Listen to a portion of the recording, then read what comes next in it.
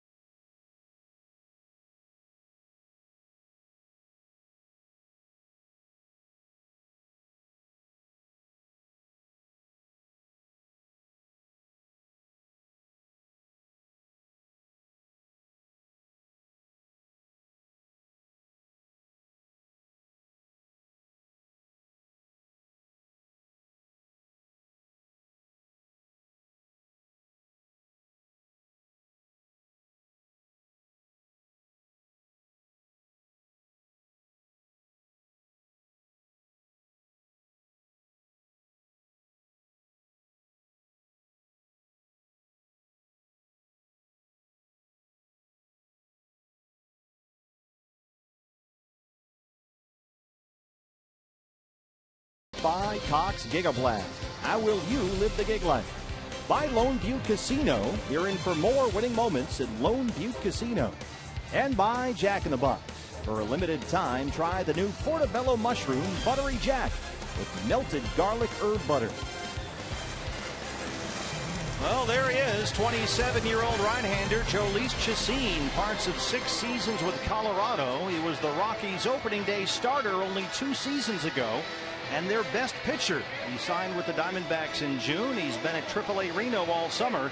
And tonight, in the opener of this 4-game series against the best team in baseball, the St. Louis Cardinals, it's Jhoulys Chacin on the mound. Called up from the Aces. Zach Godley option to AA Mobile. He's done giving the bullpen a break on that last road trip. And Danny Dorn, who was at Reno in AAA, has been designated for assignment. The Diamondbacks needed to find a spot for Chacin on their 40-man roster, so it comes at the expense of Danny Dorn. Why Jhoulys Chacin tonight? Here's Chip Hale.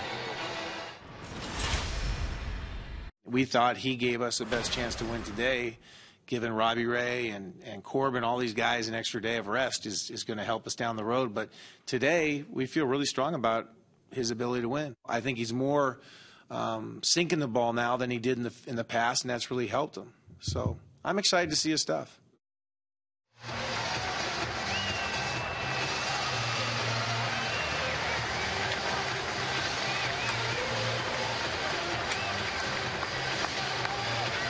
Well, inside Chase Field, it's August home in Arizona. Temperatures nice and cool inside, but the atmosphere heating up. Diamondbacks finally back home after another successful road trip and suddenly finding themselves one of baseball's most intriguing teams. Only 5 games behind the Dodgers National League West lead, but a tall order here against the St. Louis Cardinals, who come in with the best record in baseball at 78-45, but injured, slumping, and trying to hold off the streaking Pirates and Cubs in the NL Central. Your Arizona Ford starting pitcher for the Diamondbacks is Jhoulys Chacin. 12 starts for Phil Nevin's Reno Aces. And for the most part, he pitched pretty well. 5-3, a 3.39 ERA, which is no small feat in the Coast League. And tonight, making his first Major League start since last June 28th.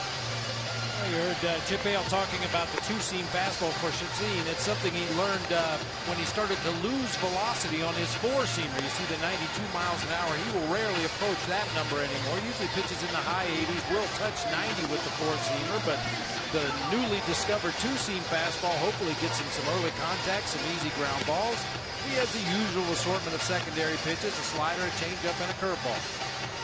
So he's out there to open up this 7-game homestand and 4-game series against Mike Matheny's St. Louis Cardinals. The lineup for the NL Central leaders tonight. Carpenter leading off at third base. Tommy Pham playing center field. Johnny Peralta will be at shortstop with Jason Hayward out in right field.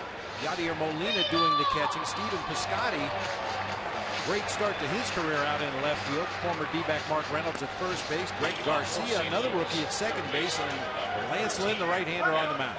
Yeah, you don't see missing some familiar names. No Matt Holliday, John Jay, Randall Grichuk, Matt Adams, all are injured right now. But somehow Mike Matheny's ball club keeps winning, mostly doing it by pitching.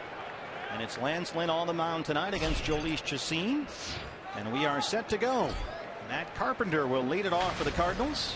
260 and 18 homers. The 18 home runs well over his previous career high of 11. Greg Gibson is our plate umpire. Good to be back home in downtown Phoenix. There's ball 1. Boy, is it ever.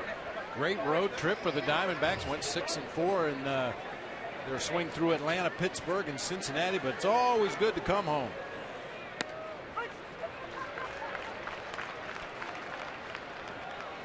And the Cardinals are on a long road trip of their own. They were just at San Diego over the weekend.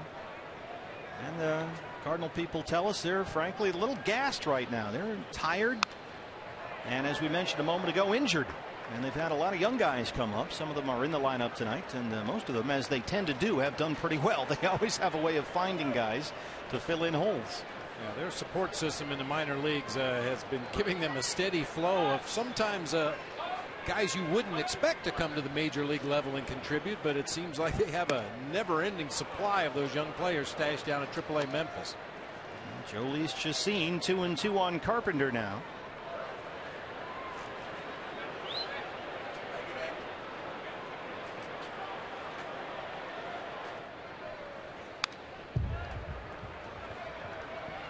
Chacín's average two-seam fastball velocity when he won 14 games with the Rockies 2 years ago was 90 miles per hour. And throwing that sinker about 30% of the time. The velocity dipped to 88 last year when he started having shoulder problems. And he wound up released by Colorado this spring. Had a brief stint in the minor leagues with Cleveland. And is now back in the big leagues with the Diamondbacks. And he's gone full on his first batter, Matt Carpenter. 3-2. Tommy Pham on deck.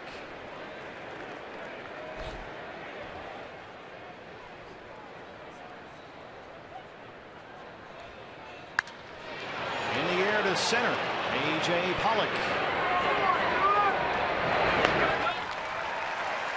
Take a look at the Diamondbacks defensively tonight around Jhoulys Chacín.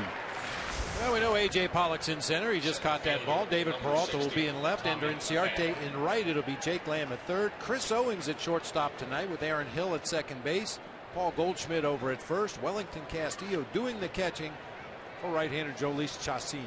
And this is one of the youngsters we were talking about. The center fielder tonight, Tommy Pham. Just 19 games with the Cardinals this year. Batting .215 with a home run.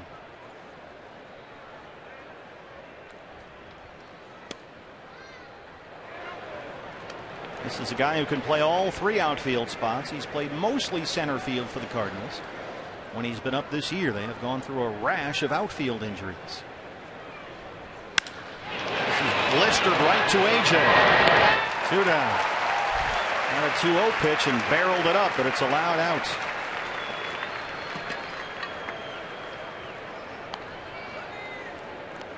Shortstop number 27. Shortstop Johnny Peralta.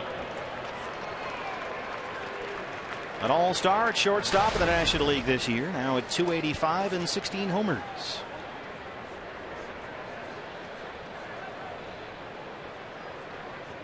He's one of the hotter Cardinal hitters. You can't say that about a lot of these guys, but he just went 5 for 10 in their recently completed series in San Diego. Yeah, Peralta has hit safely in 6 straight games, 11 of his last 12.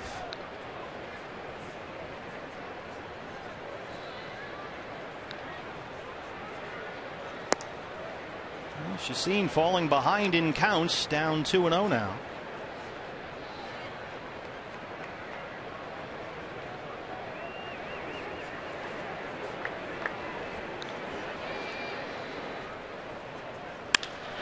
Base hit.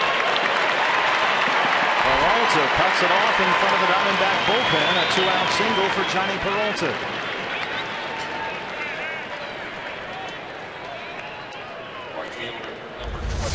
What's new? This guy has been a D-backs killer throughout his career. Of course, anytime you get yourself in a favorable hitter's count and can look for a fastball, it enhances your chances of hitting that ball hard. And got a 2-0 heater right there and ripped it into left field. Jason Hayward now. And he has turned it around after a miserable start to his first season in St. Louis. Diamondbacks have the shift on, and again, Chacín is nowhere near the strike zone. Hayward .290 now, 11 home runs. He had 3 hits in their win yesterday at Petco Park.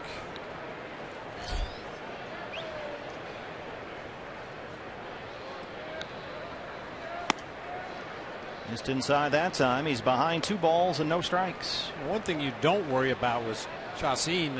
If you have a spot start and call up a guy from the minor leagues making his major league debut, sometimes you get a little nerves involved and a little bit too much adrenaline, but after the first pitch of the game shouldn't be a factor for Chacín.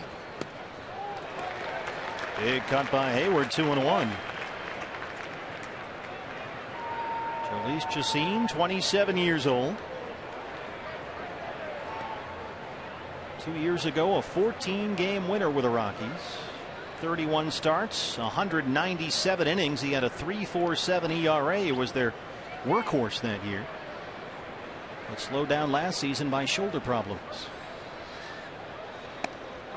Good pitch there. Right on the edge, 2-2. Wellington Castillo battling back there behind the plate. A little late movement that time and caught him by surprise. All learning process here for Wellington. He did warm up Chacín in the Diamondbacks bullpen, but once you get out on that game mound, pitches tend to react a little differently. This one is high and deep to right field. Ender Inciarte has room. 3 fly ball outs as Jhoulys Chacín strands the 2-out single. Just underway at Chase Field.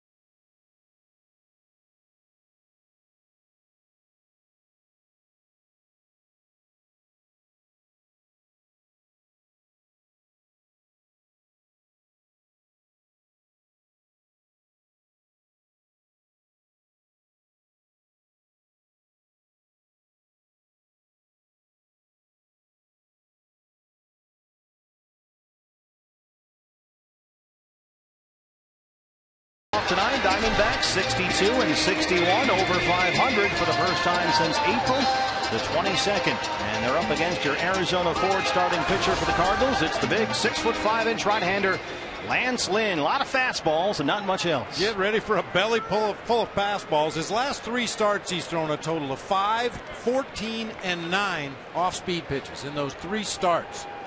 4-seam fastball, 2-seam sinker. He'll throw a cutter. He does have a curveball he'll mix in from time to time, and also a straight changeup from time to time. Ender Inciarte leads it off and looks at strike 1. Lance Lynn, that 2.94 ERA, puts him just outside the top 10 in the league, and more strikeouts than innings pitched. 295 and 4 homers for Ender. Swing and bunt. Molina's on it, and he's got him for the first out.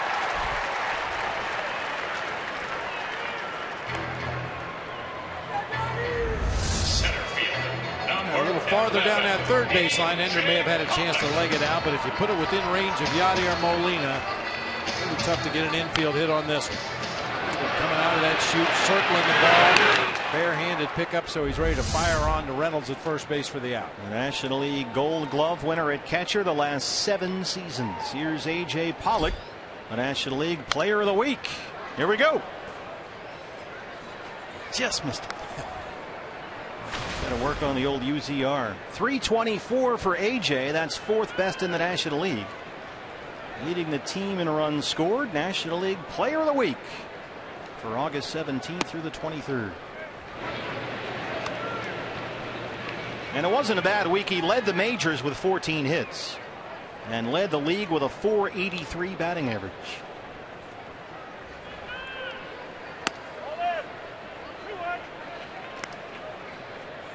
Two balls and a strike.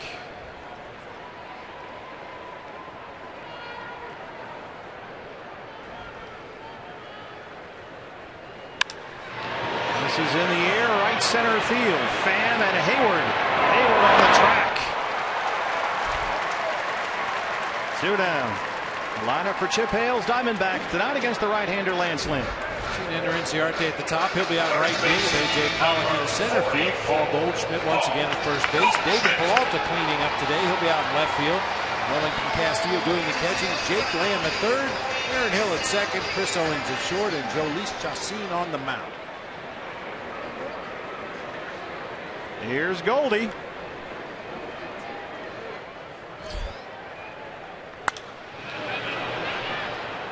Starting to make that sound a little more often. See if the bat is okay. 330, 24 home runs, and leading the National League in RBIs.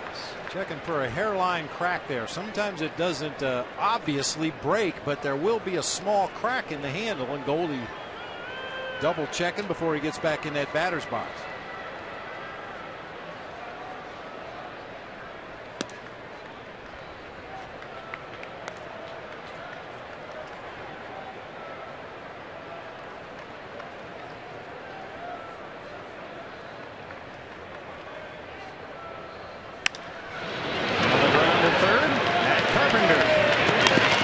Lynn, a 1-2-3 first, no score from downtown Phoenix, Arizona.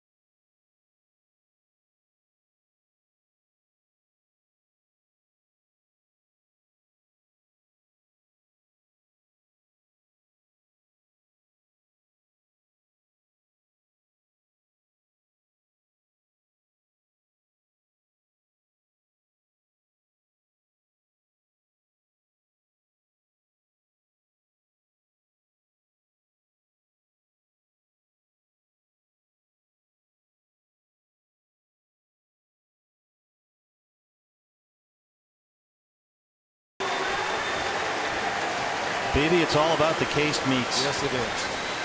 Oh, those look good. Got that sizzle going. Just waiting for somebody. Good to be back home at Chase Field.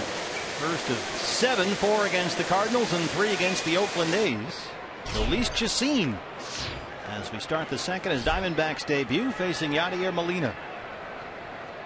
First pitch is bounced to shortstop, right to Chris Owings.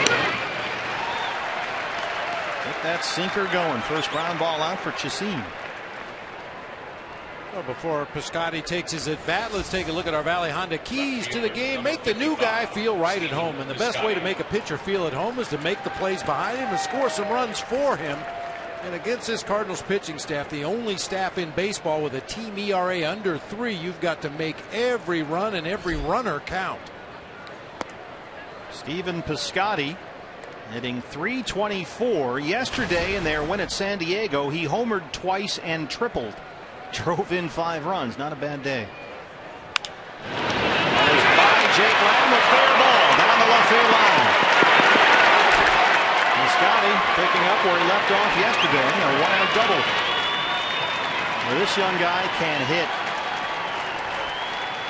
He's a former first-round pick out of Stanford, and they like him a lot. First baseman, number 12, Marlins. On the inside part of the plate. Beats it into the ground, but puts it right down that third baseline into the corner for David Peralta. A 1-out double for Stephen Piscotty. A former Arizona Fall Leaguer. Diamondback fans who watched him play for the Salt River Rafters in the Fall League 2 years ago may remember Stephen Piscotty. Here's former D-back Mark Reynolds. There's a strike, 0-1. We talk about plugging those guys in when they've had injuries or somebody that's ineffective, and Piscotty filling in for Matt Holliday out there in left field. He's played 23 games out there for the Cardinals, hitting over .321, 14 extra base hits, and he's driven in 15 in those 23 games. Yeah, their outfield. I mean, they have been without Matt Holliday since July 29th. He's out with a quad strain. John Jay's been gone since June 30th with a wrist injury. Randall Grichuk out with an elbow injury since last Sunday. Matt Adams hasn't played since we were in St. Louis at the end of May. He's missed the entire summer. And yet somehow they are still on top of the major leagues, best record in baseball. As a matter of fact, through all of that, partner, as Reynolds goes down on strikes, that's not the first time that's been said. The Cardinals have been in sole possession of first place since April 17th, despite all the guys on the disabled list. And I tell you what, the Pirates are coming, and the Cubs are coming. 3.5 and 6. And there's a long way to go here. And that man certainly knows it. There's another one of their youngsters, Greg Garcia, the second baseman. Colton Wong is in just a horrible slump right now, so Garcia is in there tonight. Only 27 plate appearances this year, but .292 with a home run. Chacin trying to strand that one-out double.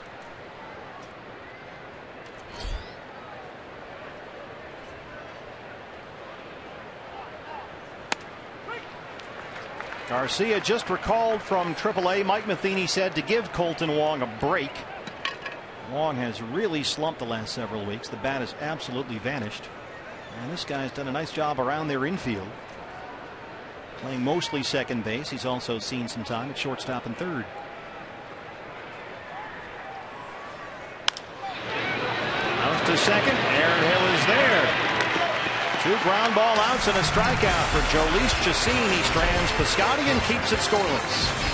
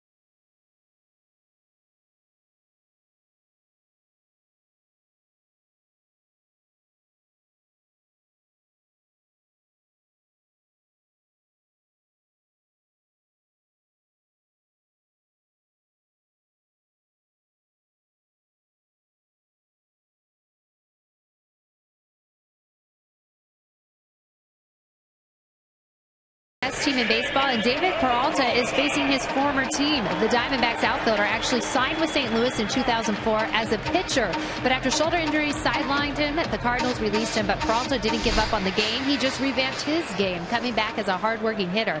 And while you might think his background as a pitcher would play as a strength at the plate, Peralta told me it's actually the opposite for him. When he's batting, he tries, if he relies on that pitching knowledge to strategize what the opposing pitcher might throw, David told me it takes him off his game. He explained he thinks he sees success success as of late because he's doing less thinking at the plate and more just relying on instinct and his natural ability. And guys, it seems to be paying off. 294 and 13 home runs. And David had just one hit in the series at Cincinnati. 4-game series, keep in mind. The one hit, the 2-run homer yesterday.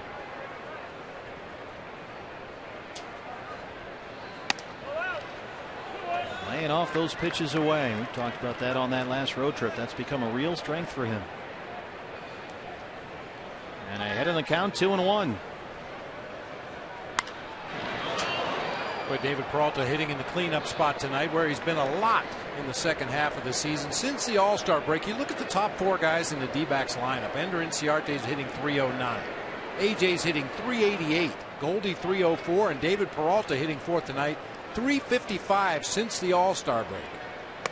27 RBIs in 33 games. Chases a bad one there, though, and Lance Lynn has his first strikeout. Number 7, Wellington Castillo. Well, let's see if there's some beef on the menu tonight. Wellington Castillo, 241 and 16 home runs. Coming off consecutive 2-hit games at Cincinnati, including the home run yesterday at Great American Ballpark. Everybody here in beef mode.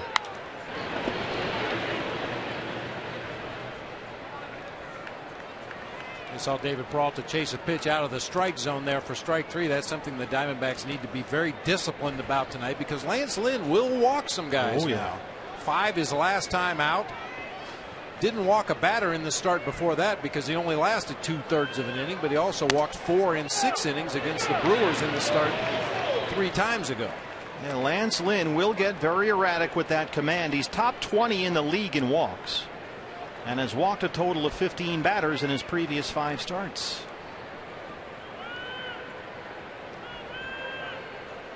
So requires some discipline and some patience up there. High fly ball right center. Fan near the corner, near the pole, and it's gone. Wellington Castillo. Beef. It's what's for dinner.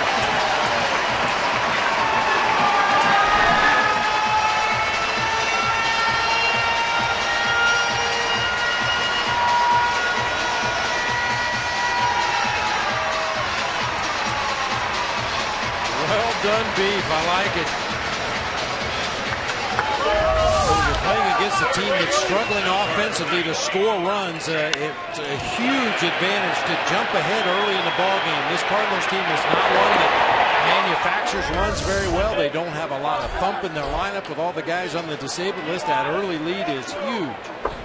101 miles an hour off the bat of Wellington Castillo. Just the 11th home run Lance Lynn has given up all year. Everybody in beef mode here at Chase Field. Jake Lamb. If you go back to the early part of June, and Wellington Castillo, among catchers in the National League, is first in homers, first in extra base hits, fourth in RBI, and first in slugging percentage. That's his 15th home run in 54 games with the Diamondbacks. A short hop smash to Carpenter. He can knock it down, but can't make a play. And Jake Lamb's aboard. That one just ate him up. Oh, man, I'll tell you, from experience, that ball off the bat of a left-handed hitter to the third baseman, when it's hit that hard, very tough to react quickly enough. That time, Carpenter just tries to go down to a knee and knock it down. He's able to do that, but it gets far enough away to allow Jake to reach. So a one-out base runner for Aaron Hill, getting the start at second base tonight. Chris Owings at short. Nick Ahmed has the night off. And Aaron in there at 230 and 5 homers. He was off for yesterday's series finale in Cincinnati.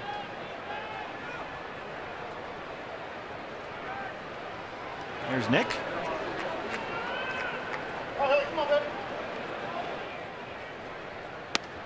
Getting a day to observe, trying to get that bat going again for Nick Ahmed. It's been a bit of a struggle lately. Nick, his last 16 games, hitting a .145. And just 5 hits on the road trip. 1-1. That tied him up inside, but missed. It's 2 balls and a strike.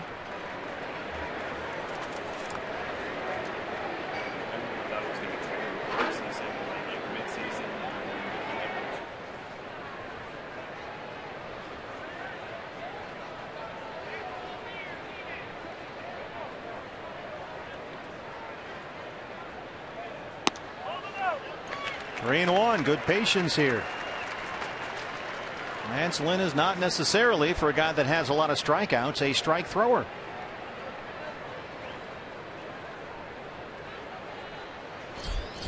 Chris Owings would be next.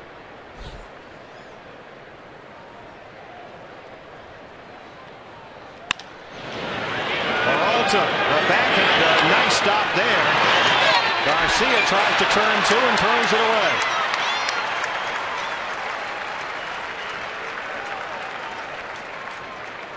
Pretty good scoop and throw at shortstop by Peralta, but Garcia, the youngster, probably better off just eating that one at second and settling for 1. The rookie mistakes.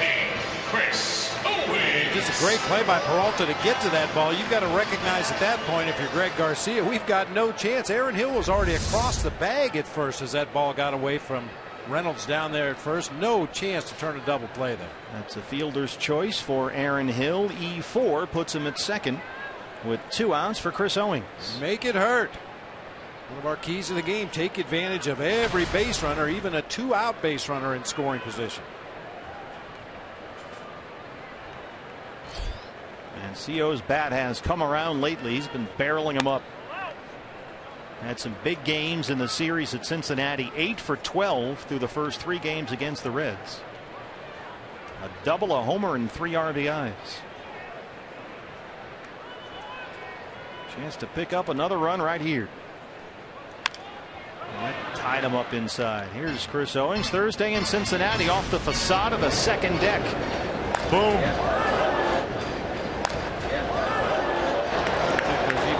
That was by far the longest home run off the bat of the Diamondbacks hitter in that Cincinnati series. That was just an absolute blast. That's the guy that we saw before the shoulder injury last year. He's off that one. 2 and 1. And as he gets further and further away from that shoulder injury, the labrum tear, and he gets more and more comfortable with that 2-hand swing to help protect that shoulder, we're starting to see the old Chris Owings.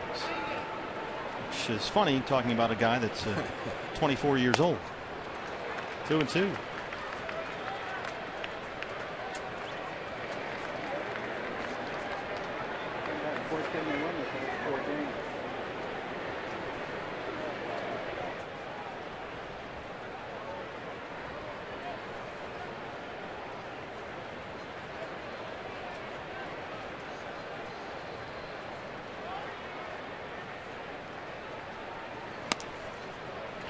It's full. We'll talk about this Cardinals pitching staff and their major league leading ERA. You can see the opponent's batting average with nobody on base, 258. With runners on, it drops down to 219. With runners in scoring position, it drops down even lower, and further lower with 2 outs and runners in scoring position. Making their best pitches when they need it the most, it appears.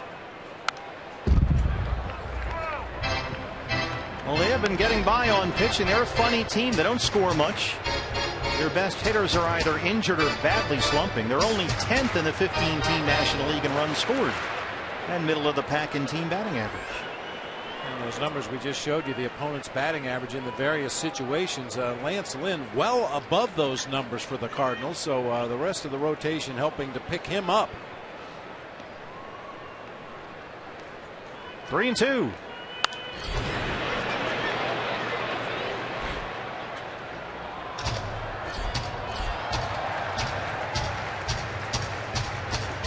Not sound like much, but a 235 batting average against Lance Lynn with 2 outs and runners in scoring position, which is actually pretty high, especially when you consider the entire staff is at 172 in these situations. Lynn at 235. Trying to get Aaron Hill home from second with 2 outs. He got him.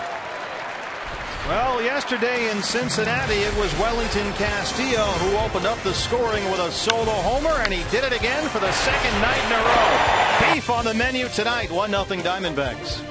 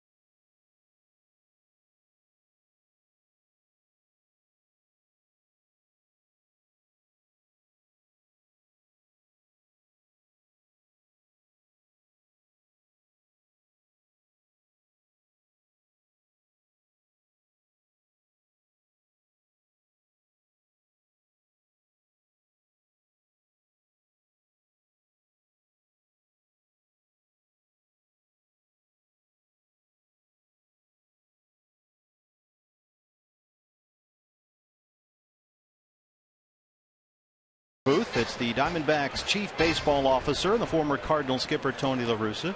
You woke up today only a handful of games off the lead in the National League West. Has there been more interest or more reaction nationally about what's going on here with the Diamondbacks? I think most of the comments that we've been getting for a month or two, just the way we play. Guys are really impressed with the effort, the enthusiasm, and the way we've improved over the first 5 months. So I think there are a lot of skeptics that how many games we can win from here to the end, so we just don't go out and play. The bouncer to Aaron Hill at second, and they retire Lance Lynn for the first out here in the third. I saw you on the bus as we were finally coming home yesterday, and you were kind of glowing. You were beaming. You get up when we win. You're down when we lose. How did you feel about the last road trip? You know, I thought that the last two, you look at our schedule, you know, we had those two 10-game road trips. I mean, we could have gotten buried. And we're playing in some tough places against good clubs. And I think the guys really responded, and that's a good sign. What we don't want to do right now is spend a lot of time patting ourselves on the back. We want to take that momentum and go forward. But I really felt that, you know, we scrapped a win in the first two places, and Cincinnati's struggling, but our guys, like yesterday, that game could have gone either way, and they really went after it. I thought that was really impressive. That's a stretch of 20 of 26 on the road, and over that 26-game stretch, you go 16-10. I think everybody would have signed up for that, Bob, at the start of that first trip when we were in Seattle about a month ago. Absolutely. And, Tony, I'd like to get your opinion on this. I threw a theory out there that when you're on the road as much as the Diamondbacks have been lately, you have to rely on each other to be a support system. You don't have your wife or your girlfriend or your dog waiting for you at the door when you get home and tell you how much they love you. You rely on your teammates a lot when you're on the road, and I think we kind of saw this team really come together on that last road trip. I can't agree with you more, Bob. It's really an opportunity to do exactly that. You know, you'll go out to lunch together, go out after the game, and that's something at home. You know, you're going to pay respects to your family. So, in fact, we didn't do it because the timing wasn't right, but sometimes you have a team party. Sure. Just to be sure that they're socializing, because you can spend a lot of time trying to win, but you got to have some time we just relax and enjoy each other's company. How big a measuring stick is this series? These guys are the best in the business right now. Well, our attitude is it's one of consistency, so we want to be able to play as hard and as best we can these 4 and do the same thing over the weekend against the A's. But no doubt, the obvious thing. That Carpenter blasts one deep to center. A.J. Pollock will have to play it off the wall. And it's in the camera well for a home run. Matt Carpenter. That's a long way to hit a baseball. His 19th homer. And it's all time. He hit it into the camera well in straightaway center. And there it is. I think I'm leaving. What are we talking about? About being this series as a measuring stick. This is head-to-head with the kind of teams you got to beat if you want to be a playoff team. Well, I think we just got to accumulate wins, so it's whatever series we're playing. But the thing about it is so obvious. I mean, their team ERAs in the 2s. So you know that our hitters are going to really be challenged for 4 days. But that's one of the strengths that we have. So I'm very anxious to see the kind of at-bats that we'll take. And if they're not sharp, we'll find a way to get some runs. But you're right. They're 30-some games over 500. This is a real good test for us. But this is really the most fun you can have is when you have a competition like this. And we're anxious to have at it.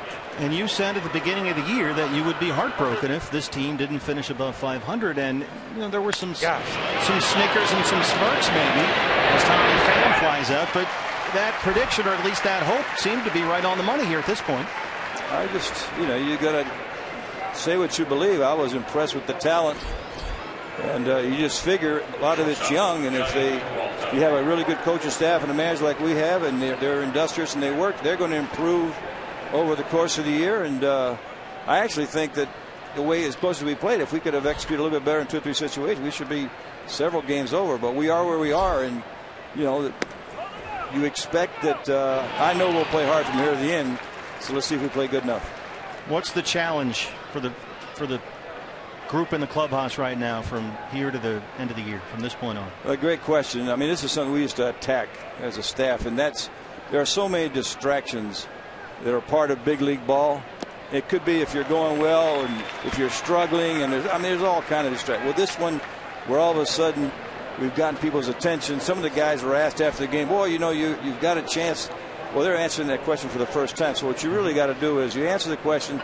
You totally have to focus on just the game you're playing and the series you're playing. Do the best that you can. Let the numbers fall. But you really don't want to get distracted to where you're not focused out there on just playing the game correctly. Tony, any special emotions this homestand? We've got 2 of your former teams, the Cardinals and the A's, in town. We know who your heart of hearts is with right now, but how does it feel rooting against a couple of teams that you used to give your blood for? Not difficult at all. But I look at it. They're wonderful people in both organizations. Every time I've talked to quite a few people with the Cardinals fans and people back in St. Louis, and in fact I just talked to Rich Shaney's. I said, man, we need the wins more than you do. So, but I have great admiration, a lot of affection for a lot of the people there, but this is our time. And where was that pitch? Wow, where was that pitch, Craig Gibson? Good question. Delete that comment, would you please? But 3-2. But this is our time, and we're excited about what we're going to do, and I have no problem pulling 100%.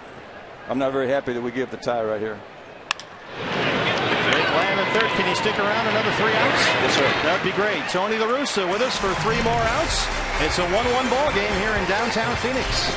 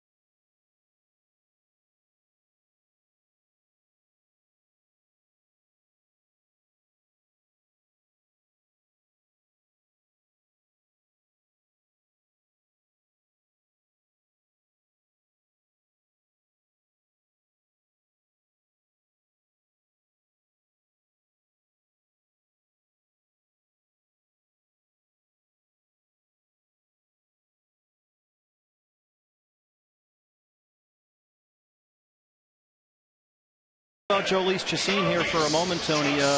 Is this an audition for a rotation spot for the rest of the year, for next season? What about Chacín's role tonight and the rotation moving forward? Well, we're right into what's happening over the last 39 games. And, you know, we have an outstanding situation throughout our system. For example, Phil Nevin, you know, Mike Parrott, the coaches there at Reno, and they have been very complimentary about the job that Chacín has done. And there were several times during the year when we brought a Webster or even when we brought Godley that he was, you know, he went on our roster and we thought that he deserved a shot. And we thought that we wanted to give our young guys an extra day. It's that time of the year, and so everybody starting tomorrow with Robbie to Corbin to Ruby, they'll get that extra day. And Chacín, the last game he pitched, he was dominant, and we're looking at the last 39. And so he's auditioning for more pitching time going forward to the end of the season. Ground ball to Peralta at shortstop. Of course, you got Jeremy Hellickson on the DL right now with a hamstring. But yeah, Chacín, 12 starts at Reno, 5-3, a 3.39 ERA. Those are pretty good numbers for the Coast League. Well, you think about pitching at Reno ballpark. Yeah. If you just read the reports, they were always, and then once you've been around now for a year, you know, Nevin is very perceptive. So Mike, and you know, they have said that this guy can help us, and I really believe that if they say it, we should believe it. Tony, you mentioned the last 39 games of the season, and you know, for some guys, for young players, it's the first time they've been extended that extra month. The minor league season is a month shorter than the big league season. In your experience, how vital is that? How tough is that on young players? I think that mentally, there's an adjustment. We actually have a schedule break, because once we get past that Colorado series, we have a Thursday off 3 weeks in a row, which can refresh our club. But I think that's, if you're building on a good year, that adrenaline will carry you. If you're just playing out the string, that last month could get very long. So this could all work for a lot of really good reasons, including keeping our hitters, our position players and our pitchers with a lot of adrenaline pumping. What is your reaction to the level that A.J. Pollock seems to have reached here? Just totally impressed. As a complete player, he runs them down in center field. You know, the wonderful arm, the base running, the very live bat. He just missed hitting that ball the first time out. The ball really jumps off his bat. He's very consistent. And he's the kind of player that you can see. Look at this. Oh, there goes Ender. That chin off the bat, I thought it was going to right field. I don't know what I'm doing. He still sweats out every pitch. It's beautiful. It appeared to be a hit and run, Tony, and I think that's probably a wise plan of attack with Yadier Molina behind the plate. You know as well as anybody how he can shut down a running game. You know, his release, the accuracy, the strength. But I tell you, the smartest thing he does is the way he controls the pitcher's repertoire. I told the guys, don't try to think with him, because you'll be in between the whole game. He is really, really smart. See, first time up, he threw 2 balls inside to Pollock.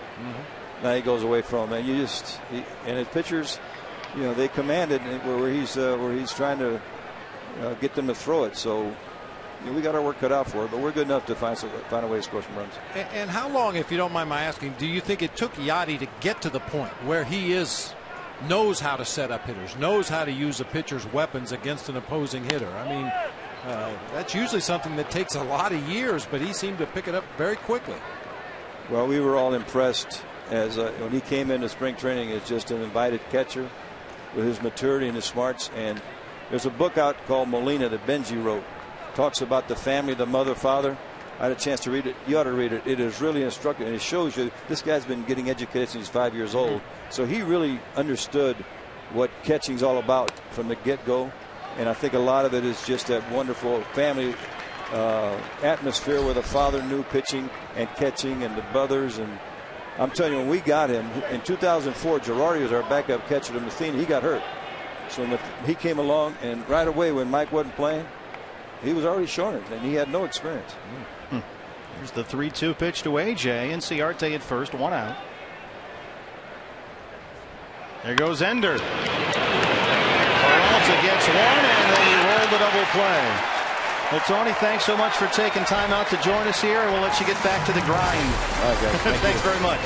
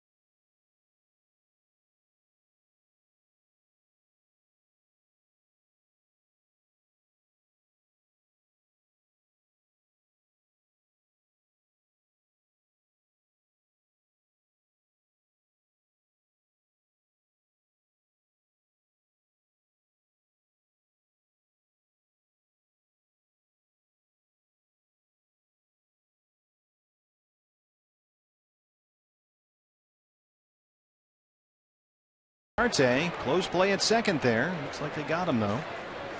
On the A.J. Pollock double play ball to end the third. Here's Jason Hayward to lead off the fourth. He flat out his first time up against Jhoulys Chacin in his Diamondback debut. Thanks again to Diamondbacks Chief Baseball Officer Tony La Russa for joining us for an inning. It's amazing, Bob, to watch him. I mean, he literally grimaces and sweats and throws things and paces with every pitch. It's amazing. He's got a shower after the game. I mean, he really gets into it. High chopper foul. Well, he said when he got hired that he missed the wins and the losses. And with that, the ups and the downs, and more ups lately, certainly. But it is remarkable to watch him after all these years and everything he's accomplished still be into the result of every pitch and every inning as he is.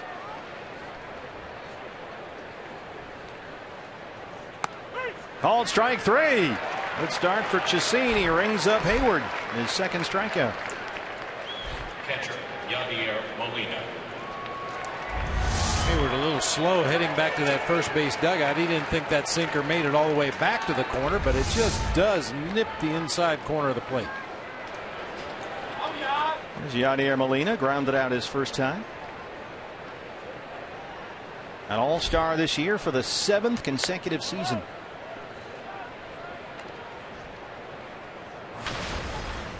I still wish you would get a neck tattoo. I'm thinking about it.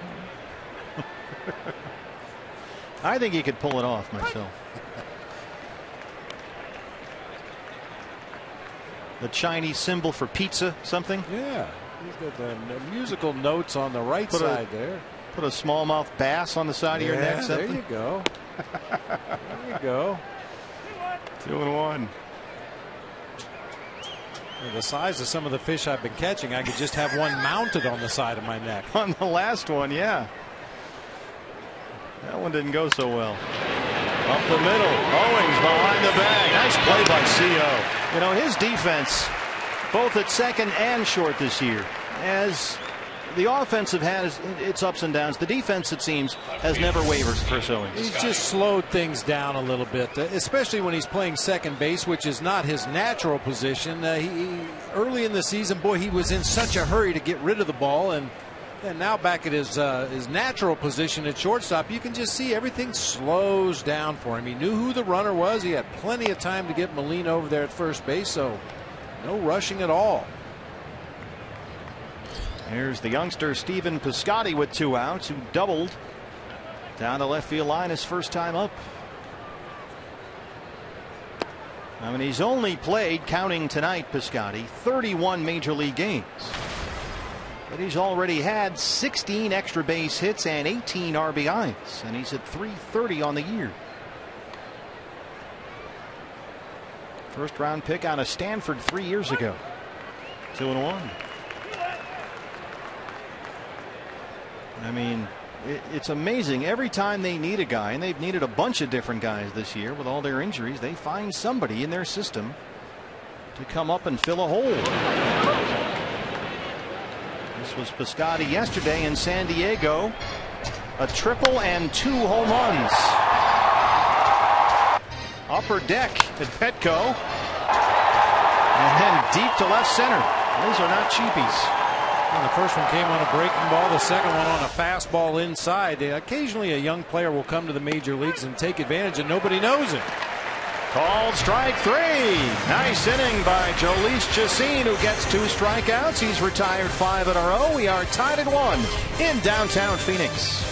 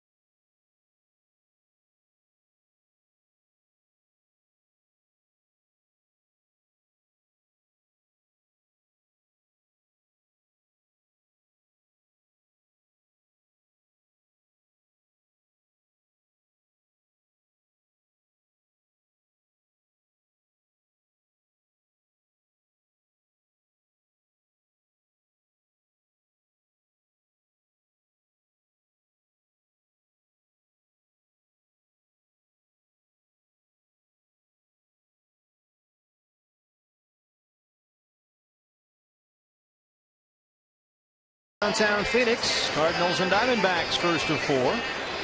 Tied at 1. Couple of home runs. Wellington Castillo for the Diamondbacks and Matt Carpenter for the Cardinals. And Goldie leads off the 4th against the big right-hander Lance Lynn. In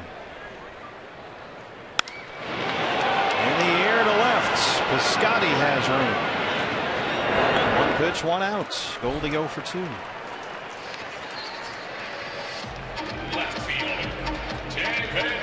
You know, Lance Lynn, it's not been going great for him lately. He's lost 3 of his last 4 starts, as you mentioned, Bob. You know, he had 1 start. Let's see, he failed to survive the first inning against Pittsburgh. That was 2 starts ago. 7 runs, 6 hits. He retired only 2 batters. And in his last start, last Tuesday, he was beaten by the Giants. He issued 5 walks in 6 2/3. So this guy, despite some pretty good numbers, is hardly invincible. If he can just be disciplined enough to make him throw strikes. We just faced Francisco Liriano. in that Pittsburgh series, and he was similar in style to Lance Lynn. He throws pitches that give the illusion of a strike. Cutters on the edge of the plate, sinkers on the edge of the plate, fastballs up at the top of the zone. Oh, that is blistered by Peralta into right, a base hit. If you can just be disciplined enough to get a pitch over the fat part of the plate, and if he would oblige you with a fat pitch over the part of the plate, you can get some good balls to hit. Like this one, right down the middle. David all over it, rips it into right field. A one-out single for Wellington Castillo.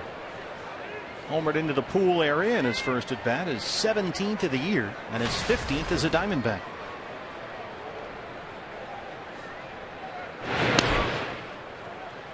Coming off his home run yesterday in Cincinnati. So maybe we're getting ready to go on one of those beef mode runs like we saw earlier this month, when you could not get him out. And everything it seemed was either a double or a home run, all hard hit balls.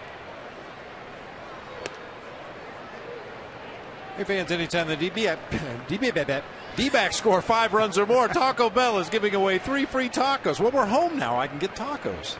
Get 3 free tacos with the purchase of a large drink between 4 and 6 the following day at participating locations. And we missed out on all the tacos on the road. Yeah. Stuck with that awful chili. Cincinnati. This was Beef Wellington. One out in the second.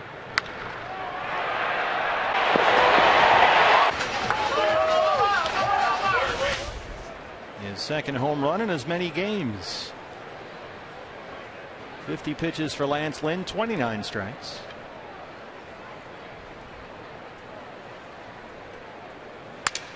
Broken bat, but it drops into left center, and the freight train is headed for third. He's on the tracks, and he's in there.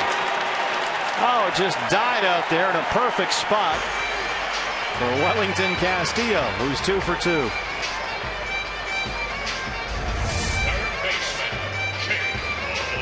Tailing two-seamer that gets in on the hands of Wellington Castillo, but didn't exactly make the same sound we hear off Goldie's bat, but it works. A soft liner into left center, and a good read by David Peralta to advance first to third. Driving the bus. They're on the corners with 1 out for Jake Lamb, who singled his first time up. Jake, 2 hits and a walk yesterday in the win at Cincinnati. 0-1. The Diamondbacks have been nails with runners in scoring position in the month of August. As a team, they're hitting .311 with 15 extra base hits. And if you're Jake Lamb right now, you want to see something up in the zone. Don't chase that two-seamer down. Try to stay off that cutter in on your hands. Make sure it's a pitch you can lift in the air to the outfield. Peralta at third, Castillo at first. 1-1.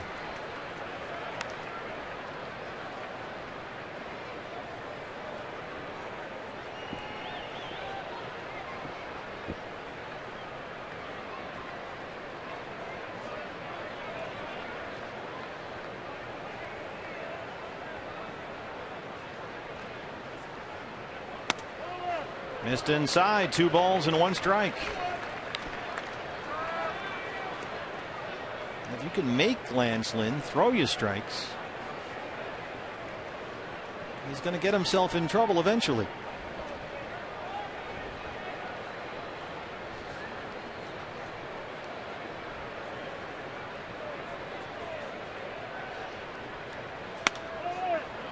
Missed inside again.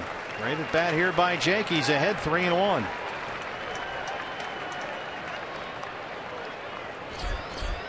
Aaron Hill on deck.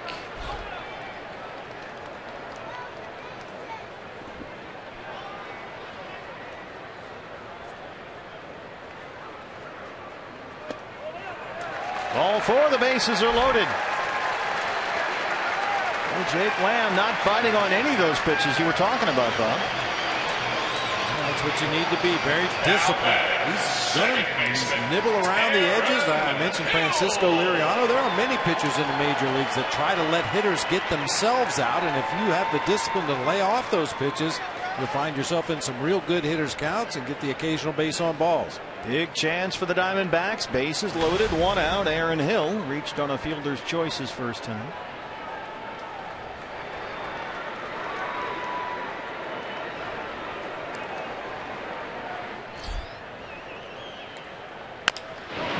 Chop to third. Carpenter steps on the bag for 1. Throws to first for 2. And that's the end of the inning. Diamondbacks had a great opportunity but cannot get a run across. 5-3 double play ends the 4th. We're still tied.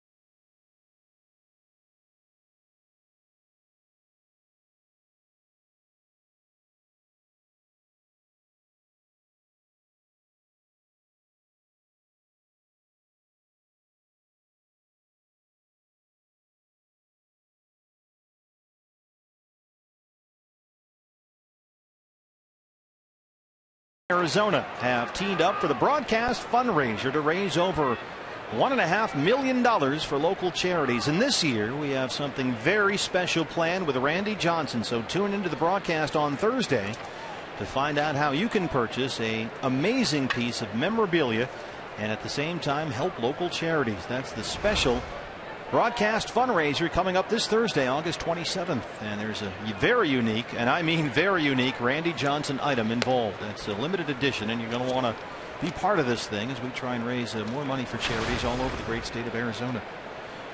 Mark Reynolds leads off the 5th against Jhoulys Chacín, who has retired the last 5 he's faced.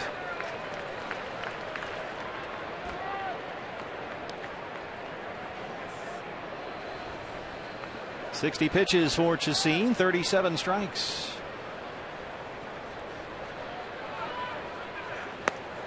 Diamondbacks have the shift on for the right-hand batter. They overload the left-hand side of the infield.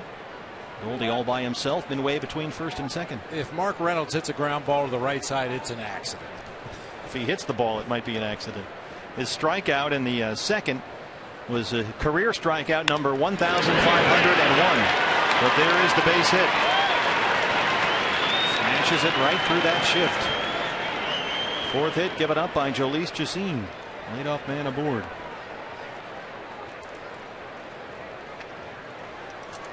Second baseman, Greg Garcia. The second baseman now, Greg Garcia. Rounded out his first time.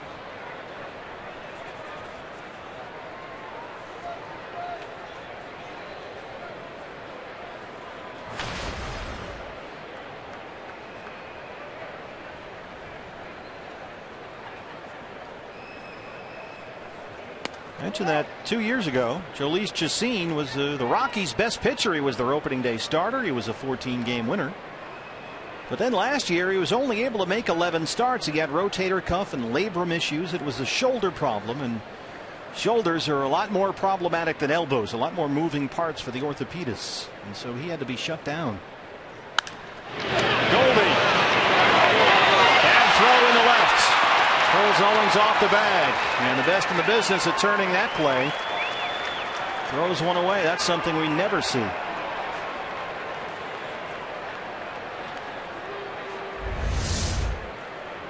Ball was hit hard. Goldie knew he had time to turn to, but just pulls Chris Owings off the bag out there at second base in the attempt to get the lead runner.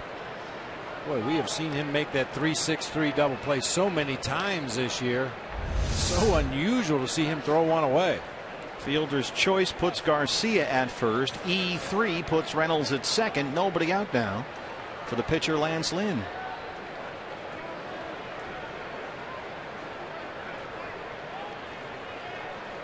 As active as he is as a defender over there at first base, that's only the third error this season for Paul Goldschmidt.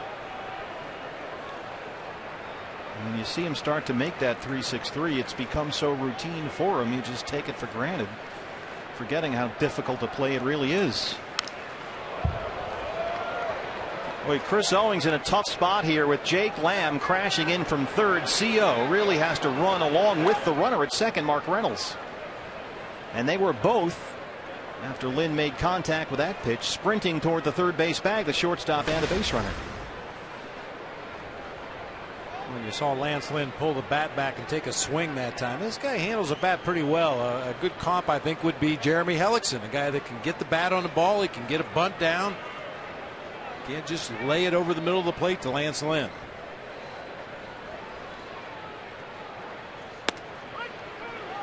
Oh, 0-2. Playing a little cat and mouse with the bunt defense. You talked about Chris Owings breaking for third base on the play before. That time he faked a break toward third and then held his ground at shortstop. Jose Oquendo coaching at third. Jake Lamb signaling in the defense from the dugout.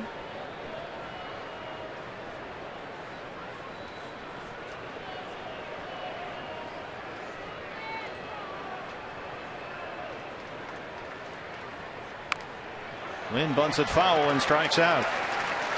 Fourth strikeout for Chacin, one away.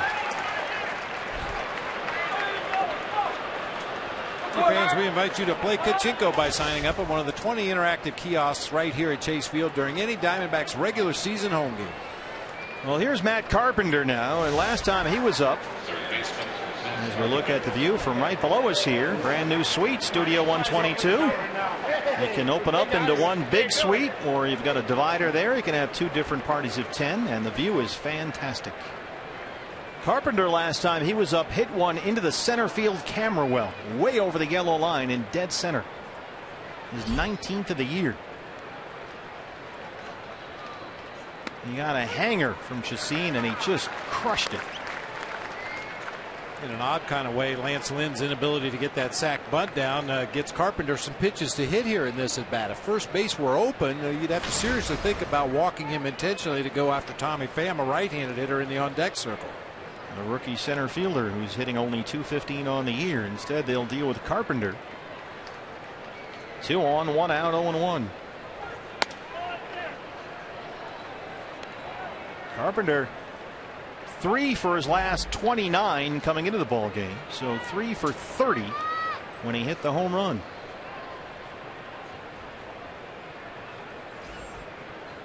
He spent the entire summer in a deep slump. Not the Matt Carpenter you're used to seeing.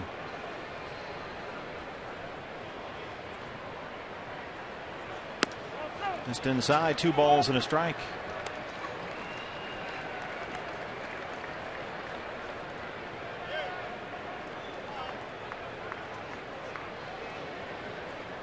Carpenter since June the 1st, just over his last 70 games, hitting under .220. Good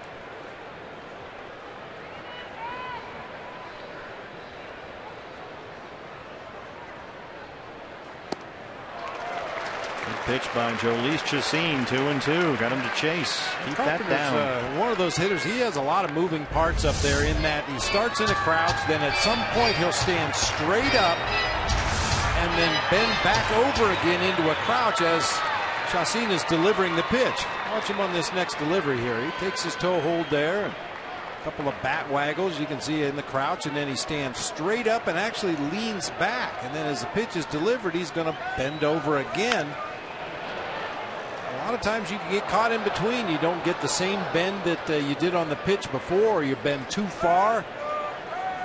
It's worked for him throughout his career, but it's one of those approaches where things can get out of whack in a hurry. Just the slightest thing off, and you're not going to barrel anything up.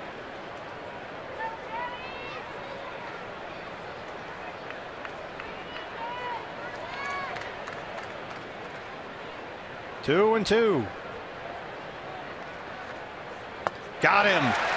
Big strikeout for Jhoulys Chacín. That's his 5th. 2 down. Center fielder, Tommy Pham. Right in under the bat of Matt Carpenter that time. That's the same pitch he wanted to throw on the home run. It was a little cutter down and in, but he left it over the heart of the plate, and Carpenter hit it out in the camera well. That time he got it to the good location and got the swing and a miss. Pham 0 for 2. There's a strike, 0-1.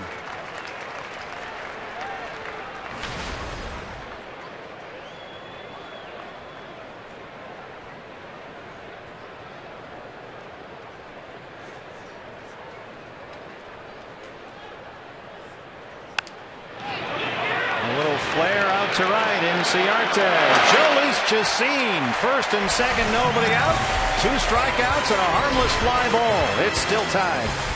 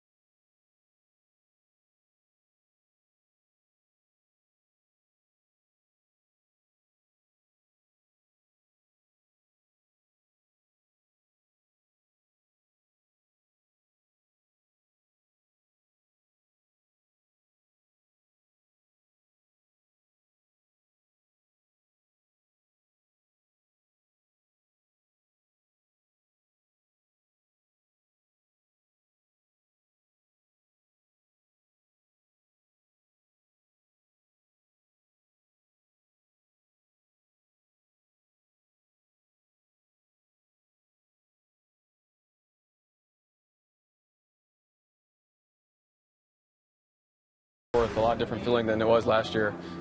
So just from my 2 years of being here, you know, it's just exciting coming to the ballpark on August 24th and knowing that there's still a chance or something like that. Chris Owens echoing the feelings of his teammates. It was a happy clubhouse today as the team not only returned back to Chase Field, but they returned back with their eyes on the NL West, just 5 games out of first place.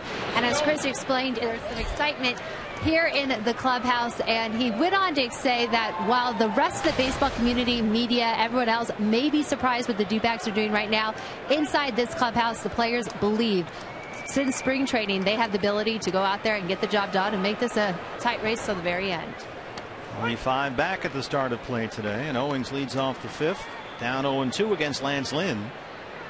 Well, the D-backs, if you go back to July 25th, are 18-10, the best record in baseball among teams that aren't currently sitting in a postseason spot.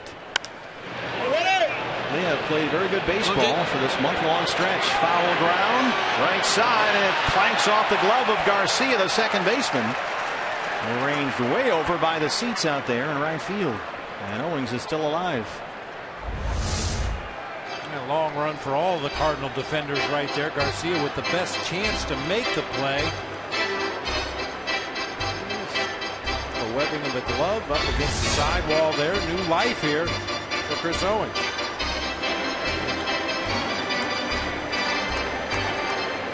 D-backs 62 and 61 over 500 for the first time since April 22nd when they were 8 and 7 and 5 behind the Dodgers in the NL West.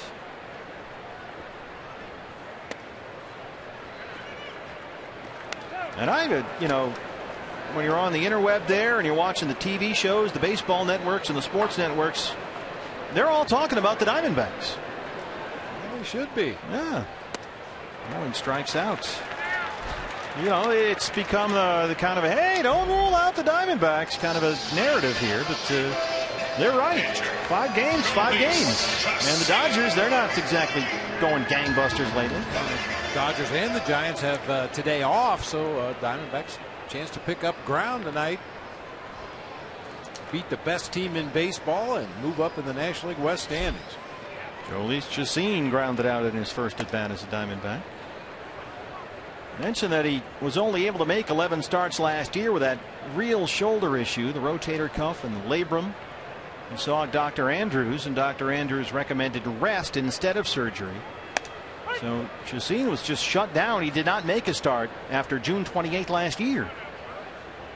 And came back this year on a 1-year, $5.5 million deal with Colorado. But when he struggled in 4 Cactus League appearances and wasn't showing quite the same velocity that he had showed 2 years ago, the Rockies decided, well, let's just save some payroll space and let him go. And they gave him his outright release.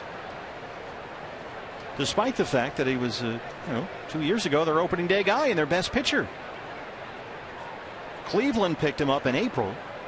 He made 7 starts in the Indians organization at AAA Columbus and pitched to a 3.21 ERA. And he's got a base hit here.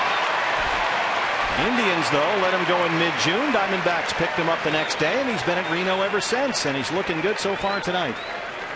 And to his credit, after the release by the Colorado Rockies, it would have been very easy for the guy who had been the opening day starter the year before to maybe throw some fire bombs on his way out the door. But he said, hey, I didn't pitch well enough to earn a spot on this team. I'm young enough. I'm going to get better, and I'm going to be back. And he's back only with the Diamondbacks and had a good time. This rotation, Bob, I think it's clear, needed something. They needed not only the additional rest, but the rotation has lagged a bit lately. Guys are tired. They have not been as effective as they have been earlier in the year. And so not only do they get an extra body in there, they get everybody get an extra day.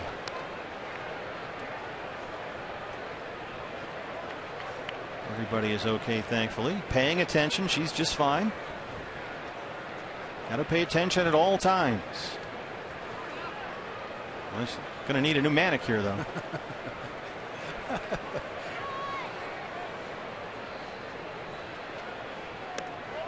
Ender has tapped out in front of the mound and singled. He's 1 for 2. Yeah, we mentioned the Diamondbacks can gain ground on both the Dodgers and the Giants, who are idle tonight. On the other hand, the Cardinals. Cubs already won today on a Chris Bryant walk-off homer, and the Pirates also beat the Marlins today. Boy, the Pirates are coming, man. They are rolling, feeling it right now.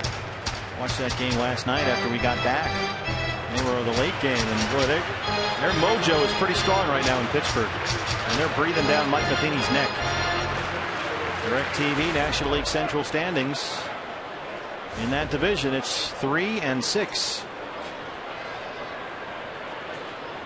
And we've talked about how the Cardinals are kind of gassed right now. And even if they get those other guys back, I mean, the list of guys that they're playing without right now is remarkable. Holiday and Jay and Grichuk and Adams, and they don't have Wainwright.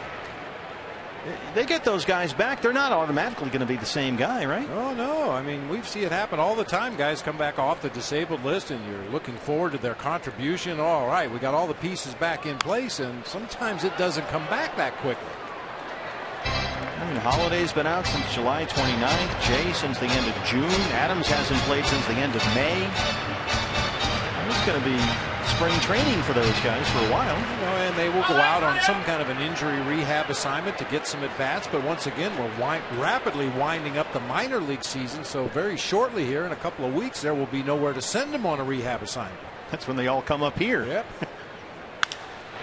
Bounce to second. Garcia. Oh, he throws it away. Chacin, though, not exactly a gazelle out there. Is going to have to stay at second. A break for the Diamondbacks. A tailor-made double play ball, and it's 2 on, 1 out.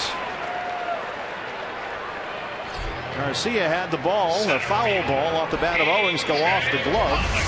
And he throws this one almost into left field. Lost his footing right there. He's going to definitely be offline when your base is moving around that much as you're trying to throw. Way offline to Peralta. Chacin, as you mentioned, had thoughts about going to third, but I think he wisely stayed where he was. Second error tonight for the second baseman, Greg Garcia. So 2 on, 1 out for the National League Player of the Week, A.J. Pollock. And the Diamondbacks have had their chances in this ball game. They've left 4. They had bases loaded, 1 out in the 4th inning and could not get a run across. Mounting another threat here with the help of the Cardinals defense. It's been a tough go in the early going for Greg Garcia. He made the error on the potential double play ball back in the 2nd inning. Made that throwing error right there. And remember, earlier in the bat, dropped the foul ball down the left field line. Granted, a very tough play, but it hit his glove and dropped into foul territory. So Chacin at second, Inciarte at first. 1 out. Here's AJ, who's 0 for 2.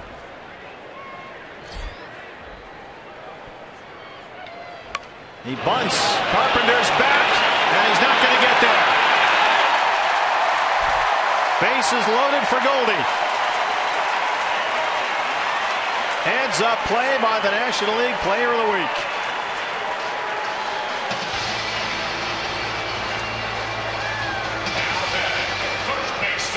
Take what they give you. Carpenter playing back at double play depth.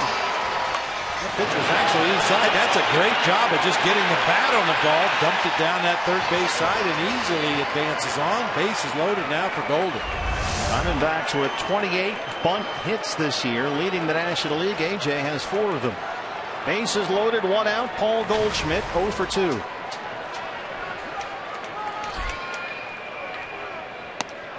Ball 1.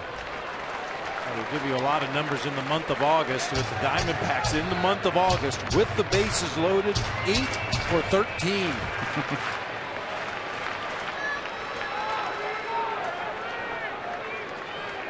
Boy, you could put a big crooked number on that board right here. It's high strike call by Greg Gibson, 1-1.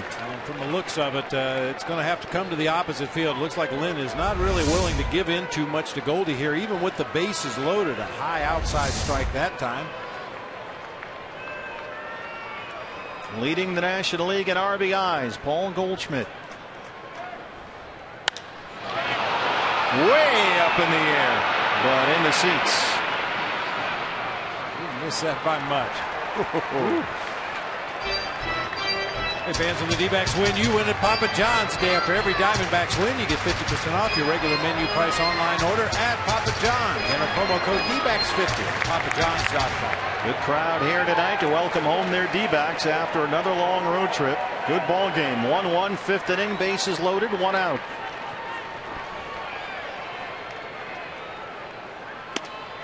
Two and 2.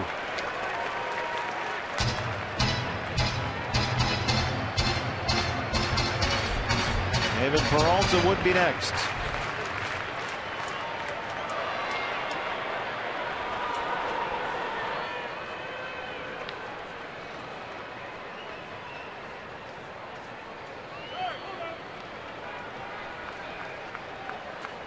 Boy, I'm getting nervous now. It's one of those spots. Not me. It's Goldie hitting. I'd be nervous if I was hitting. Not with Goldie up there. Fair point. Tied him up inside that time. Played it off. Yeah, the only time he's going to come inside is for show. Off the plate inside. Try to tie up Goldie like he did right there on a close pitch. than likely going to go right back away again. Chacin, the pitcher, at third. Inciarte at second. Pollock at first. You know he's grinding right now.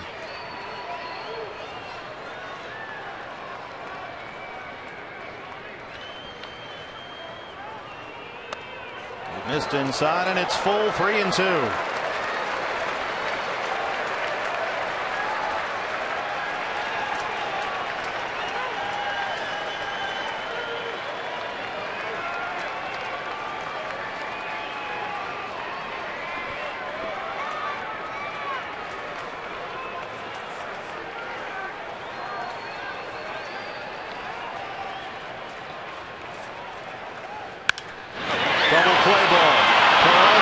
Garcia, they turn it. Through 5, still tied.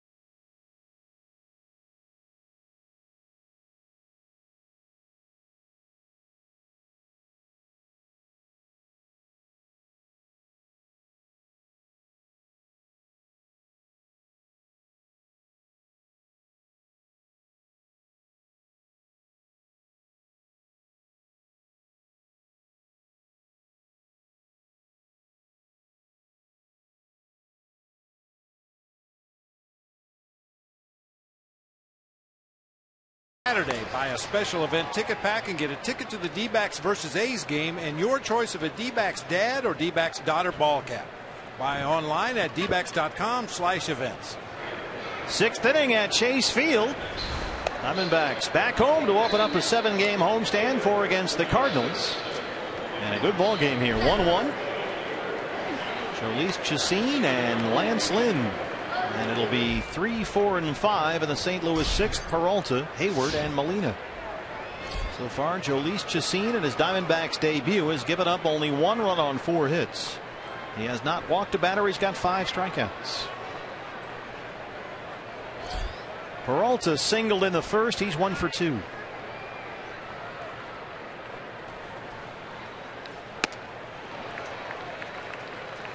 Chacin really, Bob, seems to have settled in a bit here. Once he gave up that hanger that Carpenter hit into the camera well for the 1-out homer in the 3rd, he's done a very nice job. Looks more comfortable. He'll get a little more break on that slider when he's trying to throw it away from those right-handed hitters. I think maybe early in the game he was overthrowing everything just a little bit, but it's kind of settled into a nice rhythm out there, getting better movement on his sinker and his slider. Just inside, 2 balls and a strike. He was Colorado's opening day starter in 2013 and is still top 10 on the Rockies all-time list in strikeouts and wins and starts and innings pitched. And he's only 27. So the Diamondbacks hopefully found something here in Jhoulys Chacin. And, you know, one thing we haven't even talked about is the attitude. I mean, we mentioned he was the 2013 opening day starter for the Rockies. This guy was a big league pitcher. And suddenly found himself off the tracks. And now what do? Well, you go to the minor leagues and you reestablish yourself. And by all accounts, he was a great teammate down there in Reno. He got his work in. Worked hard for Mike Parrott, the pitching coach down there. Battled hard for the team out on the mound and has earned another shot here at the major league level. 80 pitches, 50 strikes, and he walks Peralta to lead off the sixth. First base on balls issued by Chacin. Fans, it's now time for you to tweet your strongest fan photo. Use hashtag AZDataStrongFan, and you just might see yourself at an upcoming broadcast brought to you by T-Mobile. Here's Jason Hayward.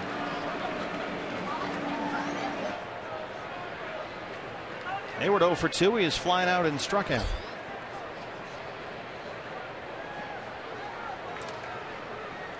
Diamondbacks have the shift on.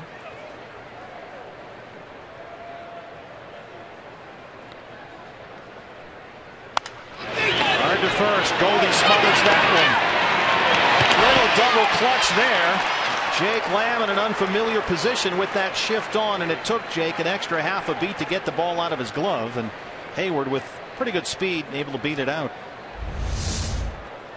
It looked like it was going to be another one of those. This time a 3-5-3 double play, but you called it just right. Jake Lamb just couldn't find the handle quickly enough out there at second base, and by the time he regrips, that gives Hayward enough time to leg it out at first base. Well, when you're a third baseman now in the big leagues, you're going to have to get used to making plays around that second base bag as if you're the second baseman. Absolutely. I mean, initially when teams started to play these shifts, I don't think anybody thought about the ramifications. You know, we're going to have a third baseman trying to turn a double play up the middle of the field, but we see the Diamondbacks work on it on a daily basis. Guys will take their ground balls at their regular position. Then we see Aaron Hill and Chris Owings go way out into right field, take ground balls out there where they're going to be positioned in a shift. We've seen Jake Lamb take his ground balls occasionally up the middle of the field or on the second base side. It's Dr. Ed Lewis, the Diamondbacks Director of Analytics, responsible for much of the defensive shifting that we see in the ball games. And for Jake Lamb, who's a plus defender, there's Andy Green, the third base coach, who when the Diamondbacks are in the field is responsible for positioning the defenders.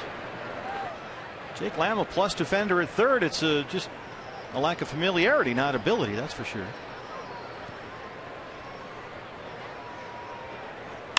A smash that eats up Owings at shortstop and kicks into left. Hayward going to get third here. David Peralta a little slow to get it back in the infield, and Jason Hayward paying attention, able to take advantage.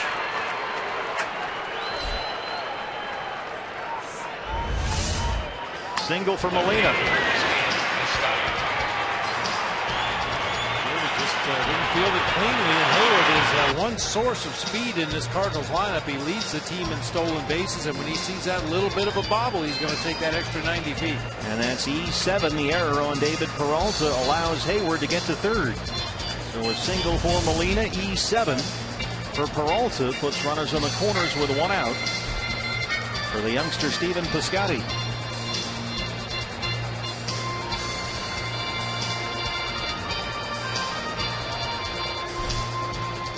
Each team has had its share of defensive miscues so far. Each team has committed 2 errors, but neither side really able to take advantage, at least to this point. Piscotty has doubled and struck out. He's 1 for 2.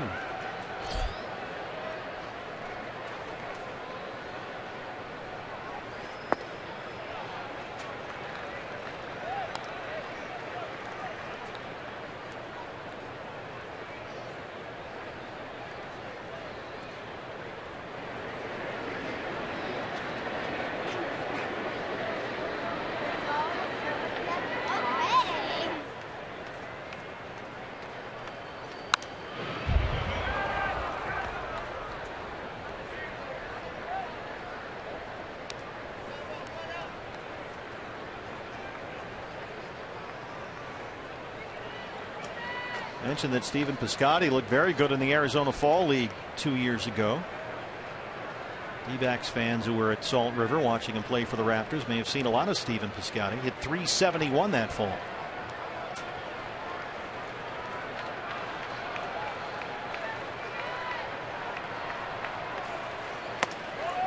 Just inside, 2 balls and 1 strike. Bullpen will get busy for the Diamondbacks. Andrew Chafer, the left-hander, in the Sanderson Ford bullpen.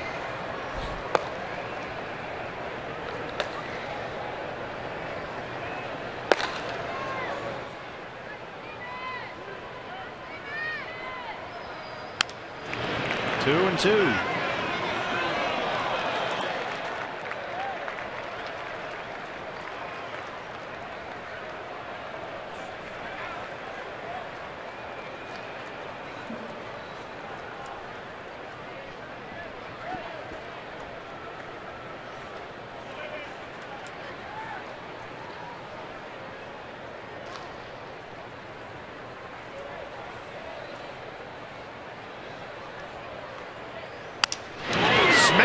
Foul. That almost knocked Hayward right down. And a nice backhand play there by Scott Chan. Look at Hayward. And we'll point it out once again. That's why the base runner at third base takes his lead in foul territory. If that ball should happen to hit Hayward in foul territory, it's just a foul ball. If he's in fair territory, he'd be ruled out. Hayward at third, Molina at first. 1 out, 2 and 2 on Stephen Piscotty.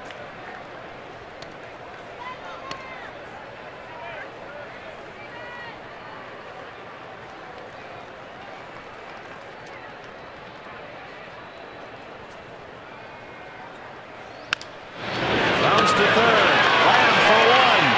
And they can't turn the double play. Hayward scores. It's 2-1 Cardinals.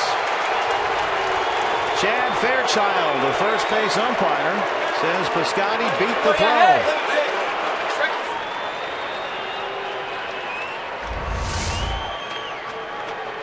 Just a little slip there by Jake Lamb. Maybe took something off of that throw to second base. Aaron Hill quick with the relay, but Piscotty really busting it down that first baseline.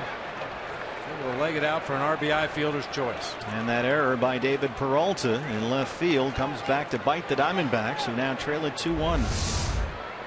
That allowed Hayward to get from second to third. That's unfortunate for Chacin. He made the pitch he wanted to make, got a sinker down in the zone, got the ground ball he was looking for.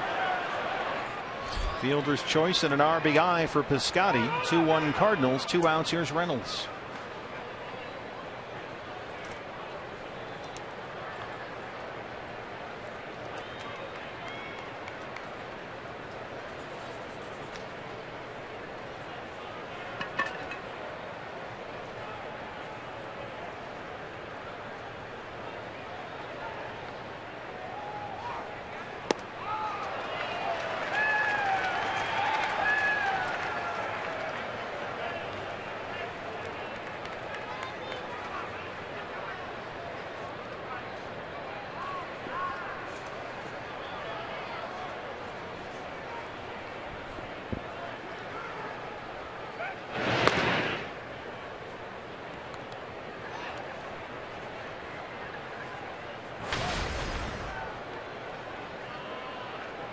Reynolds had a couple of doubles in their win yesterday at San Diego. 1 for 2 so far tonight.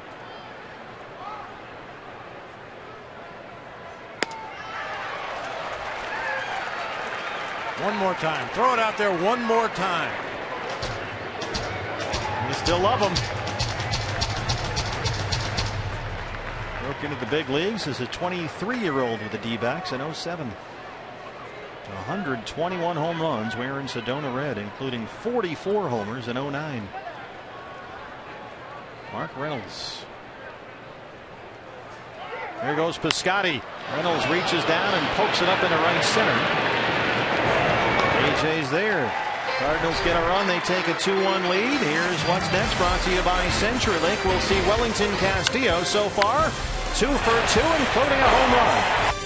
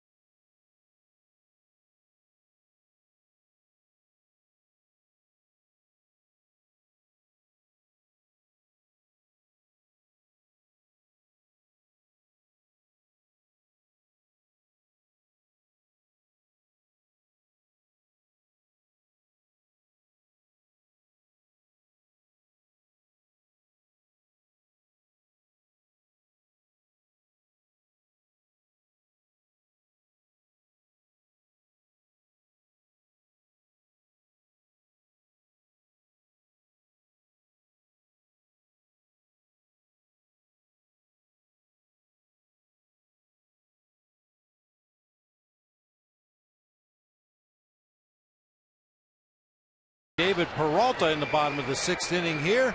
Take a look at our Geico this day in Major League Baseball history. I like this one. August 24th, 1982, Royals catcher John Wathan breaks the record for stolen bases by a catcher, getting his 35th steal or 31st steal of the season. Don't try and pad the totals. Well, he would have had more, but they just didn't give him the green light.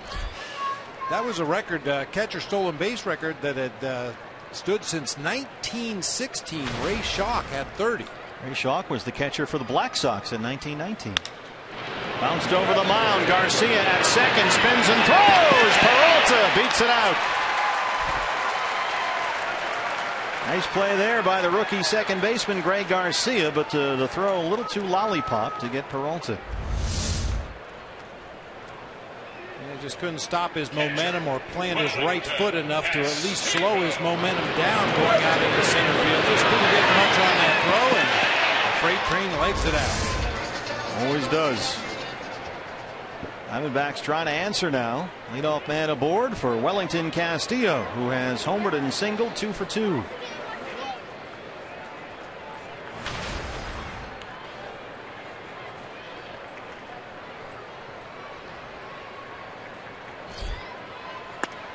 Castillo's home run trying to continue a trend for the Diamondbacks.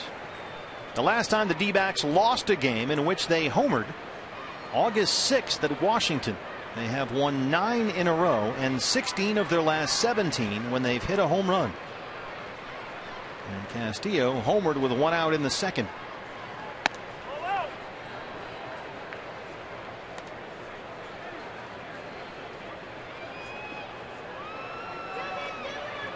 They've won 4 straight coming in here. So counting Castillo's homer, they've now homered in 5 straight games. So by the transitive property, this should be a win or something like that. I'll buy it. 2-1.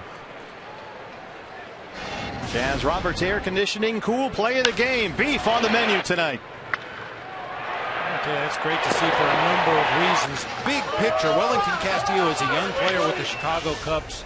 Could only pull the ball out of the ballpark. He was a dead pull power hitter.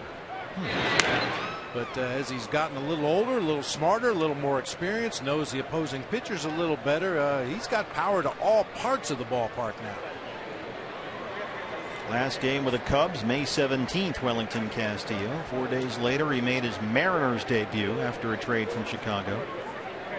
Last game with Seattle was May 31st, and here he is.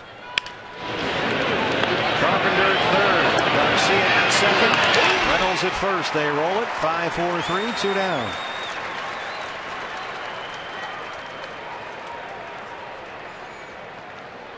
Third baseman, Jake Lamb.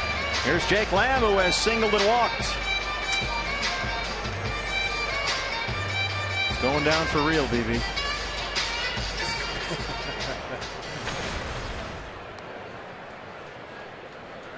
Big series, D-backs fans. Long road trip. Got a 7-game homestand, 4 against these Cardinals. Come on down Chase Field, dbacks.com/tickets, and join us because this is fun. 5 games back in the NL West.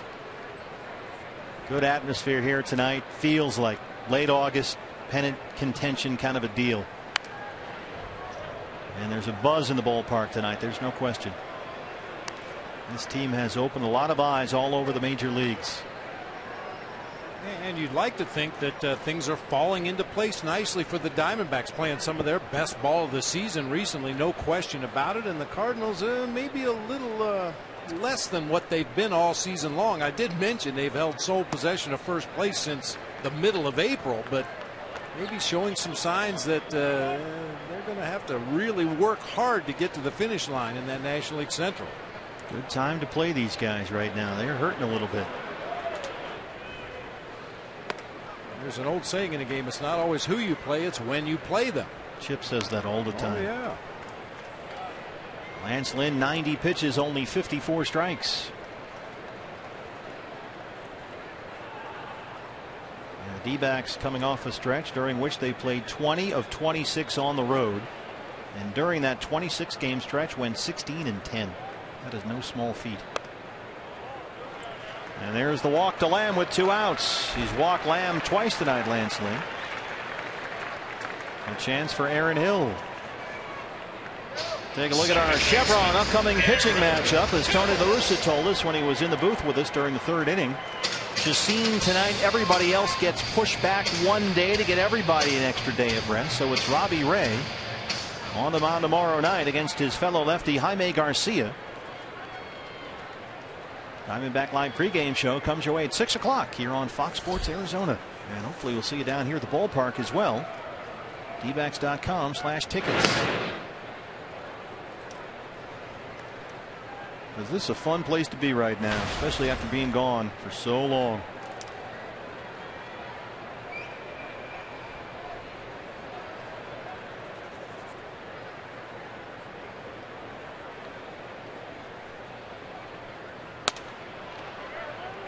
Missed upstairs, 1-0. Aaron Hill has hit safely in 7 of his last 9 starts. Getting the start at second base tonight. Chris Owings at shortstop.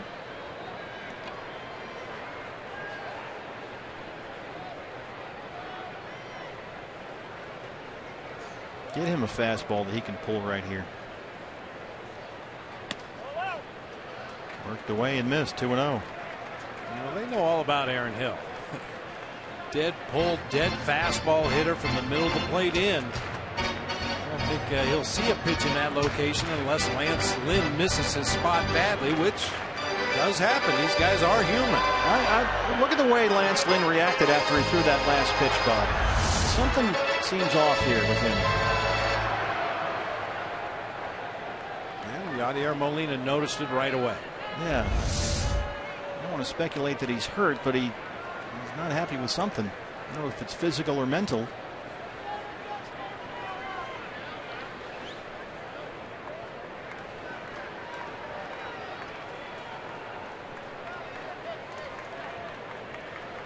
Two balls, no strikes.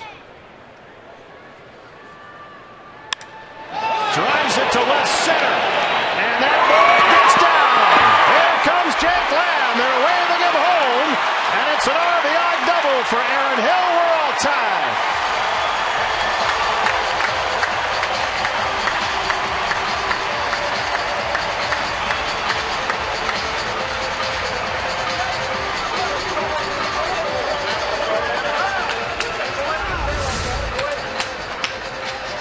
Throw that slider on the outside corner of the plate. It was a cement mixer. Stayed right there for Aaron Hill, and he bangs it into that gap in left center. Good aggressive send that time. You saw the ball kind of check up at the bottom of the padding out there in left center. Andy Green knew it was going to take 2 long throws to get Jake Lamb at home plate, so he waved him on home. You got to get to this guy right now. He's on the ropes. 2 outs. Trying to get Hill home from second. It's Chris Owings who pops up the bunt attempt. And Molina's there. So they strand Hill at second, but they get the tying run across. We are through 6 at Chase Field. 2-2.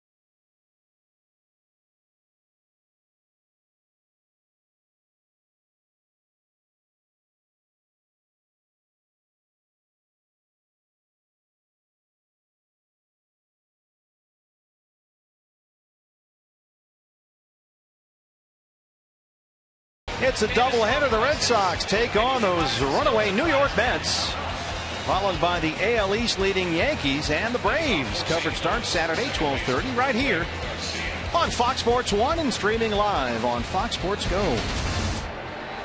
Inside the team shop, one of them right here, the Ladies Boutique at Chase Field. You can get your significant other just what she needs to look like a Diamondback fan here at the ballpark. Greg Garcia leads off the 7th against Yolis Chacin. He's done a good job here tonight. 2 runs, 5 hits. He's walked 1 and struck out 5. Pitcher spot is due up next for the Cardinals, and that's going to be it for Lance Lynn.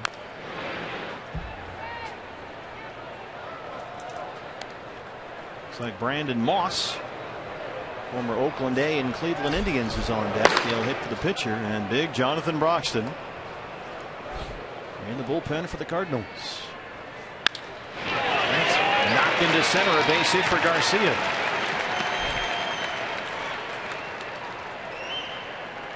Greg Garcia. And that's going to change the pinch hitter now. Moss called back. It looks like Peter Borges is going to take the at bat.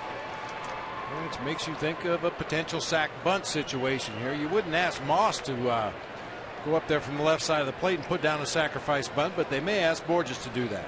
And Brandon Moss, a power hitter from the left-hand side. Borges is the small ball specialist, so Matheny sends him up there. And now Mike Harkey will pay a visit to Yolis Chacin. Diamondback bullpen busy. For Lance Lynn, number 8, Peter Borges. Borges has been announced.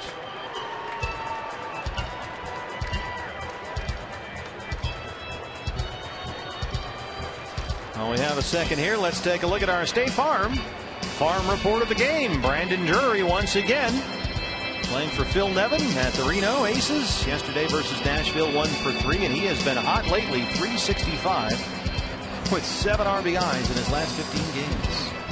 And he is going to be a Diamondback at some point pretty soon.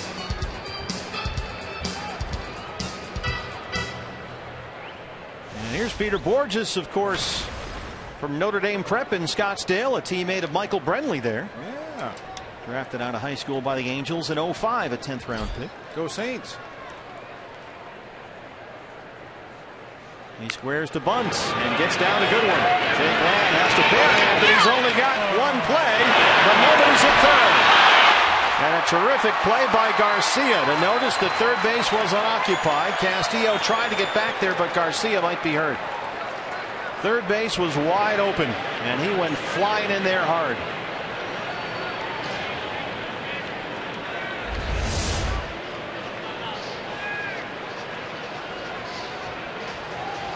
Ooh, got the shoulder right in the side of the head. And I think the right thumb is what he grabbed initially after the slide. Scored sacrifice 5-3. They did get the out at first, but as you can see, there was nobody near third. That was a mistake on Wellington Castillo's part in one of those sacrifice bunt situations with the runner at first. If the third baseman has to come in and field the ball, you have to be down there covering the bag as the catcher.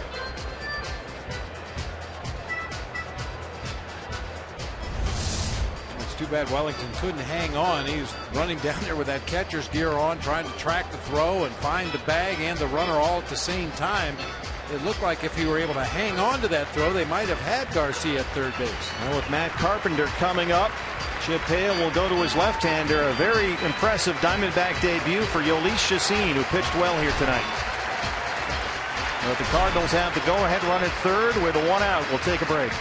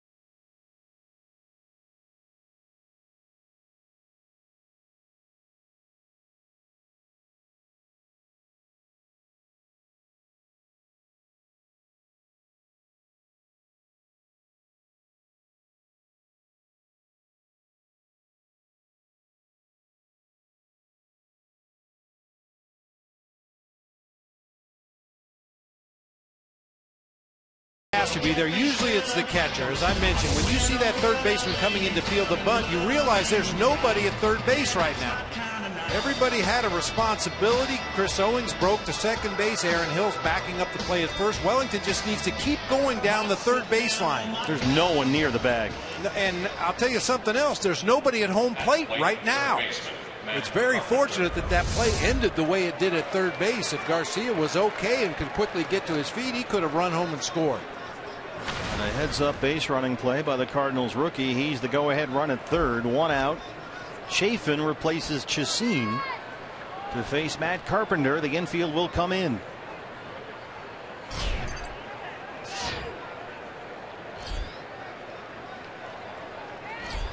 Carpenter 1 for 3. He hit a home run into the center field camera well in the third. His 19th of the year. Struck out his last time up. Ball 1.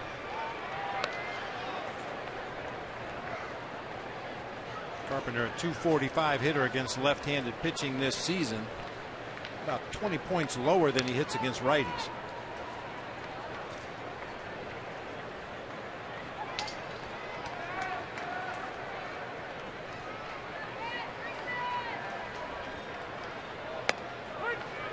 There's a strike. 1-1.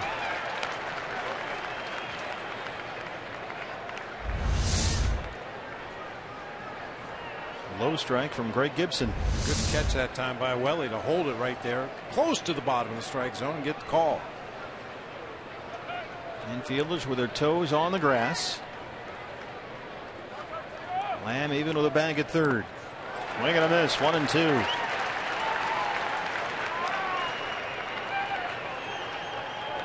Release Chacin, responsible for the go-ahead run, pitched well here. 6 hits and 6 1/3, a walk and 5 strikeouts. His first major league game in more than a year.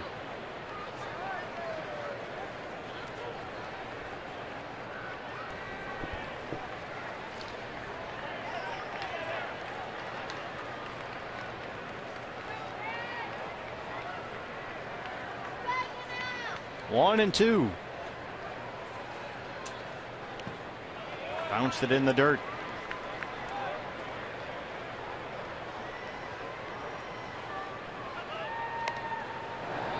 Sanderson Ford bullpen. Daniel Hudson, the right-hander.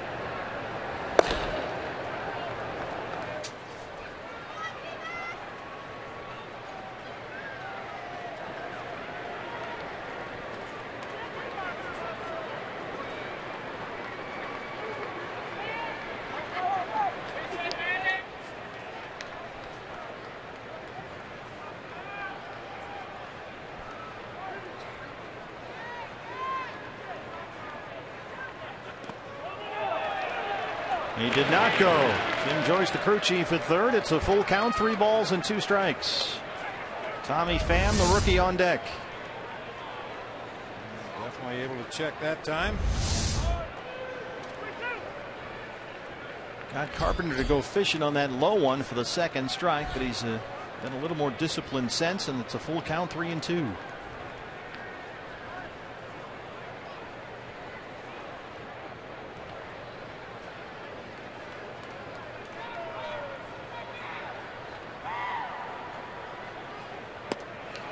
Ball 4.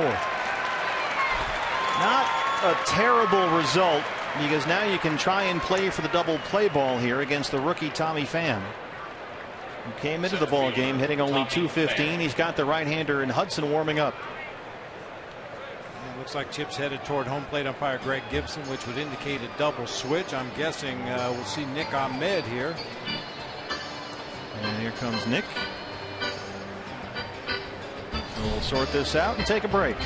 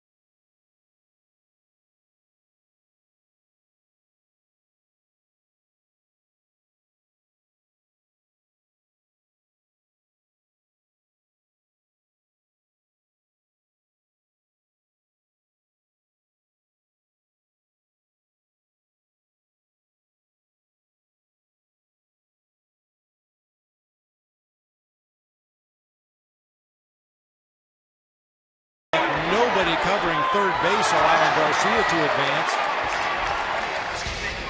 They play a near perfect game against a team like the St. Louis Cardinals, and the Diamondbacks still have a chance.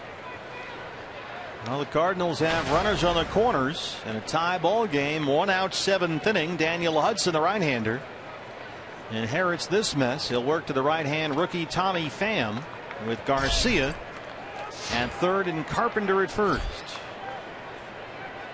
Pham 0 for 3. He's under 210 on the year now.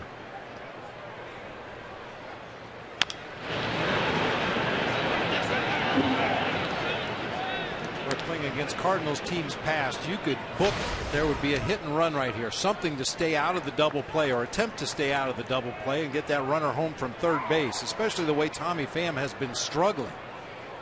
Double switch. I'm sorry, Bob, has Nick Ahmed at shortstop. He'll hit 9th, pitcher spot now 8th in the Diamondback order.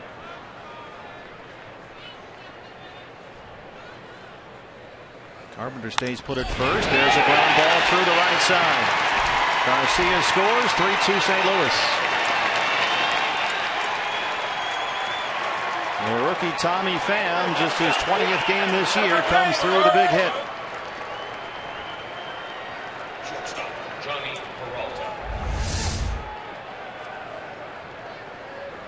Look to left, hit to right. It's a base hit and it drives home a run, but not a bad pitch by Daniel Hudson. Just a ground ball that found a hole that time. Now in a 3-2 ball game, he'll deal with the All-Star Johnny Peralta. And take a look at Garcia, who got whacked by Castillo on that play at third.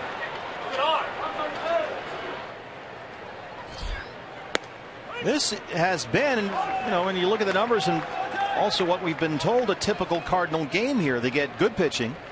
Lance Lynn wasn't great, but he was pretty effective for the most part. And they don't score a ton of runs. They're scoring 2, 3, 4 a game at most, and this is the way they're winning most of their games.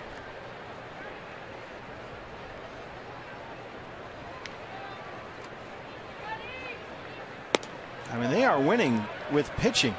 We talked about their 10th in the National League in runs scored, but their team ERA, the Cardinals, is 2.68.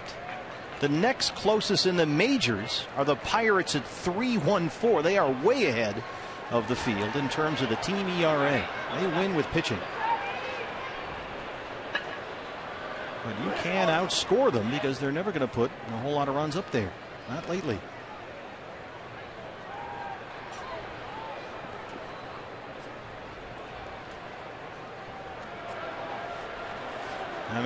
You're talking record levels here.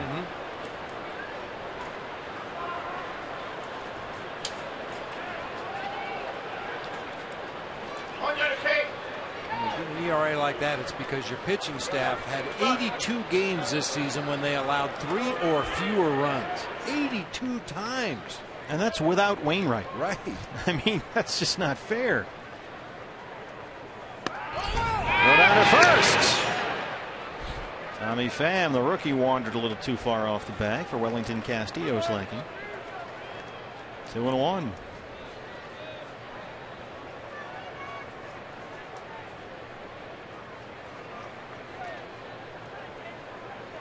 Peralta has singled and walked. He's 1 for 2. He's hit safely now in 7 straight.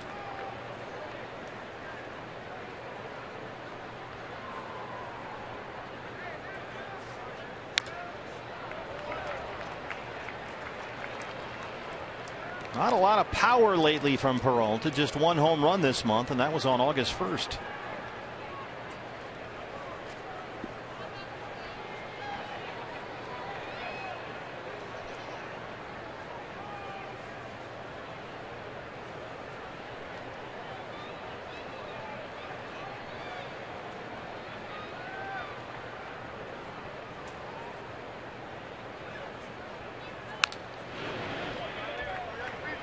Boy, Daniel Hudson, I tell you what, he's worked a lot lately. And it seems like every situation has been high leverage, ball game on the line types of situations like these. In the 7th, 8th inning, they've asked him to get a lot of very big outs in ball games. One good thing for Daniel, as the season has progressed, he's shown more and more confidence in that changeup. Early on coming back, he was just basically a fastball pitcher. granted, it was 96-98. But as the season has progressed, he's gotten a much better feel for that straight changeup, and it's become a valuable weapon for him in these high leverage situations. And this is a new job for him this year, a relief pitcher. Didn't know how he was going to acclimate, didn't know how it was going to go, and boy, he has really responded well. Done a tremendous job. 2-2 pitch. Got him. 98 from Huddy, blew it right by him. Good job of pitch calling that time by Wellington Castillo. The pitch before was a changeup down and in, and Peralta waited, and still pulled it foul, but it looked like he was on the changeup, so they come right back with a 96-mile-an-hour fastball, blow it right by him. How can you tell when a guy is on the changeup? Well, there's a certain timing. When you call for a changeup, you expect that batter to start toward the pitcher, his step forward, and then the hands to commit. And if the guy keeps his hands back and that front foot comes down and nothing else moves, it tells me either he saw it coming, he guessed right, for some reason he was on the changeup. Not fooled by the change of speed. Not fooled. No, you want them to get their weight out on the front foot. You want the hands to start moving forward, which tells you they were fooled by the changeup. If they don't do those things, it tells you they were either looking for a changeup or you did something to tip it off. Jason Hayward now 0 for 3.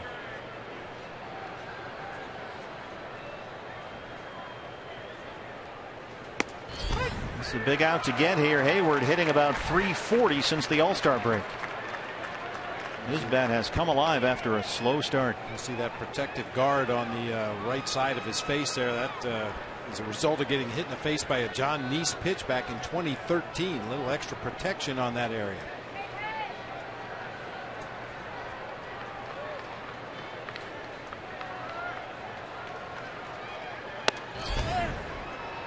Missed a 97. Close pitch, but didn't get the call. 2-1. Hayward's first season with St. Louis after his trade from Atlanta. Little tailing action on that fastball.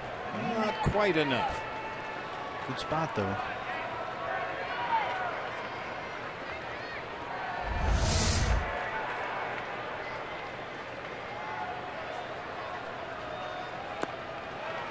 In the dirt, 3-1. Yadier Molina on deck.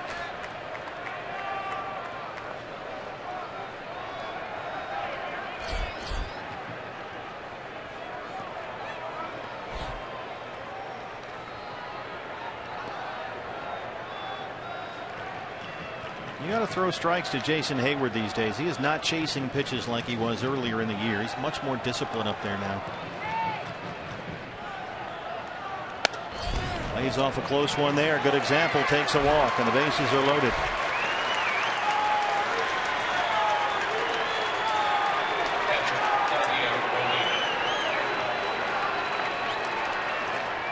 Bases full, 2 down for Molina.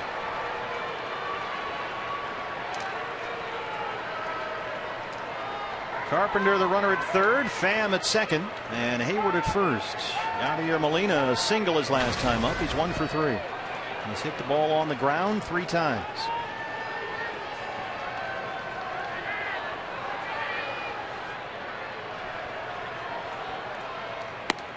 Ball 1.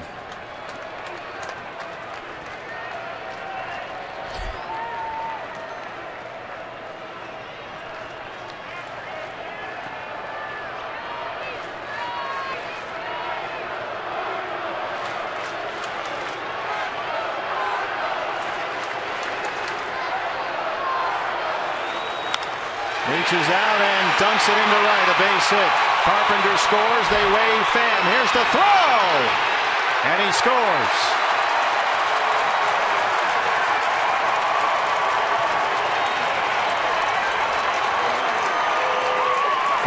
To St. Louis. 2-run single for Yadier Molina.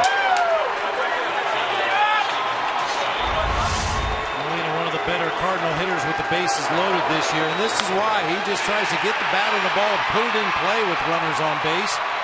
Just flipped it out there to right field. Looked like they had time to get Pham at home plate, but Ender Inciarte's throw strays up the third baseline, giving Pham a lane to get by Wellington Castillo.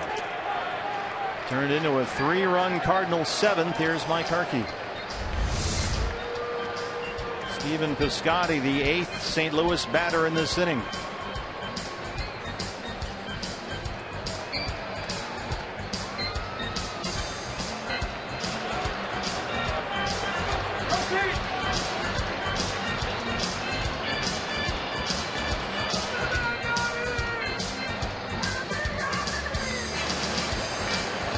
Loaded in his career. Yadier Molina, 300 hitter with runners in scoring position in general in his career. He's a 300 hitter.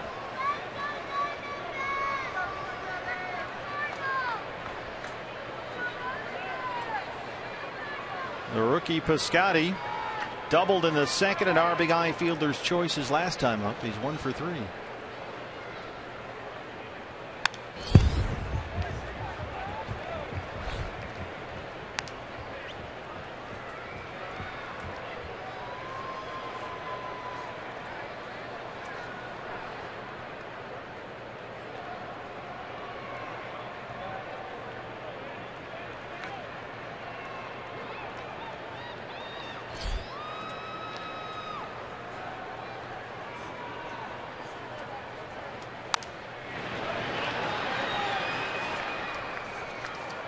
Andrew Chafin, as we take a look at Josh Colmenter warming up in the Sanderson Ford bullpen.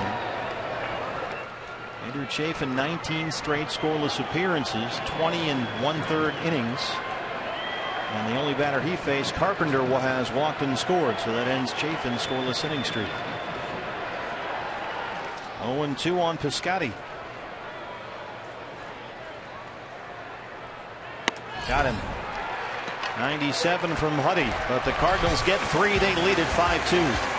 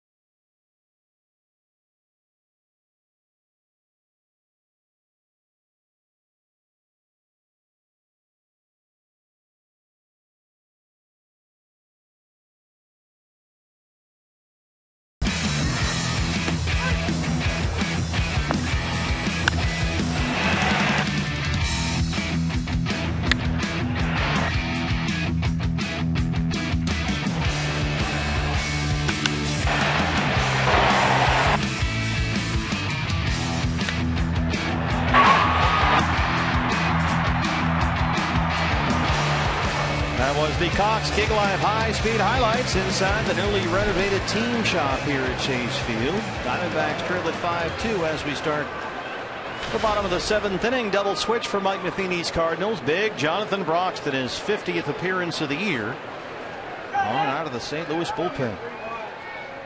Pete Cosman takes over at second base, replacing Greg Garcia. He'll bat ninth, pitcher spot now eighth in the St. Louis order. Nick Ahmed, who was double switched into the ball game at shortstop, batting ninth, leads it off. 218 and 7 homers.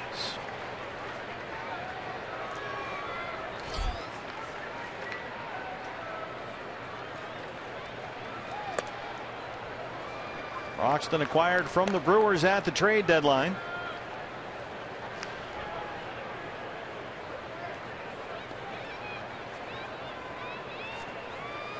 Trying to strengthen that bullpen. And in the postseason, you win with bullpens. Hard hit and into left, a base hit. Good start for the Diamondbacks. Ahmed leads it off with a single.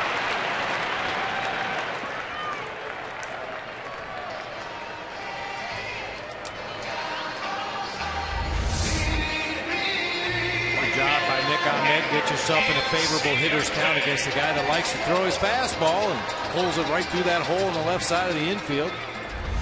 And now Carpenter at third will come in with Ender and Ciarte up there. Always aware of the bunt. Every team, it seems, is when Ender's in the batter's box. And Ender's aware that the third baseman's playing that closely. This is usually when he tries to slash the ball by him toward the left side of the field.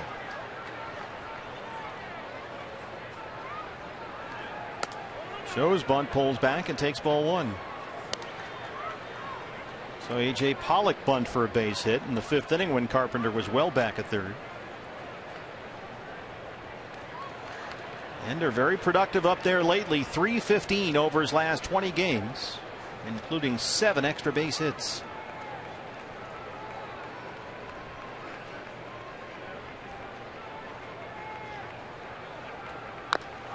Ooh, that got him. Somewhere around the ankle. See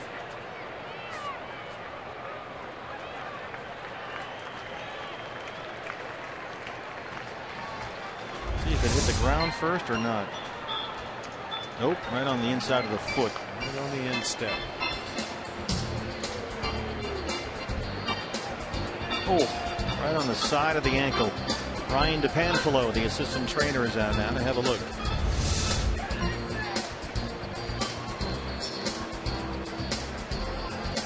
Ender pointing to the inside of that right foot.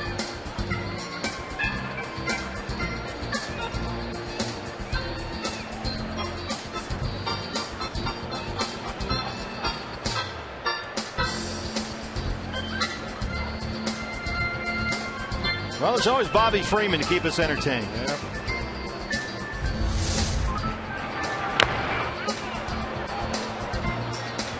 Tell you what, 162 games, it's every day. It's a lot to go through. I say it all the time when guys foul the ball off their foot and try to walk it off and get back in there. It doesn't stop hurting. It doesn't stop swelling up. You just try to play right through it. Goldie doesn't even acknowledge it when he fouls the ball off his foot. And Ender will try and play right through it. 1-1 now with Ahmed at first.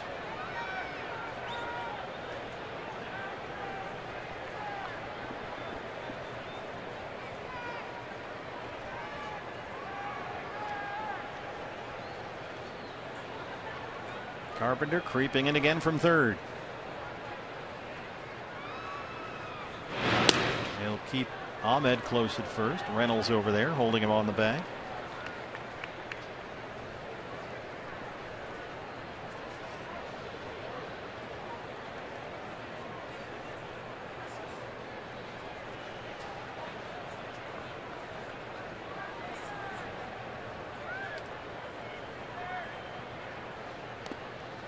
In the dirt.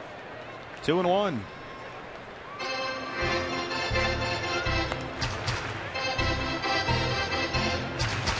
We talk a lot about Yadier Molina's throwing, but it is a very calm, almost casual blocker. When pitches are in the dirt, Brad Ausmus was really good at that too. Very relaxed. When the ball hit his body, it didn't ricochet over in the dugout or fly up the backstop. It always dropped softly right in front. And Yadier Molina has that same ability to really relax as he's blocking pitches. do you do that? You just loosen up? Yeah. Don't ask me. I mean, I've blocked pitches off the back of my arms, off my neck. I was horrible at it. I mean, I tried to get a body part in front, but the guys who are good at it realize that you have more time than you think. Everybody tries to jump into that blocking position, and then if the pitch is off the mark just a couple of inches one way or the other, it hits you on the side of the body, it hits you on the shin guards. Yachty always seems to catch it right in the middle of the chest protector, just like Tuffy Gosewicz used to. 2-2, shoots it out to left field. Scotty runs it down for the first out here in the home half of the seventh.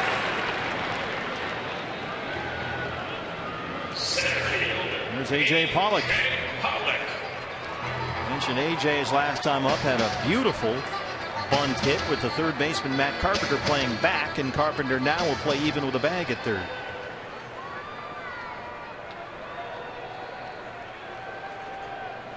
National League Player of the Week last week, A.J. Pollock. That was announced today. Led the majors with 14 hits from August 17th through the 23rd. You get 14 hits in a 7-day period, you've got a real good chance of winning Player of the Week. Nice relaxed block by Yadier Molina. It's not just been the week. He's hit over 420 in August. He scored 21 runs in 18 games this month. 11 extra base hits. A perfect 10 for 10 in the stolen base department. That's a career for some guys. A.J. Pollock in August. Well, my expert analysis would be stay hot. Works for me.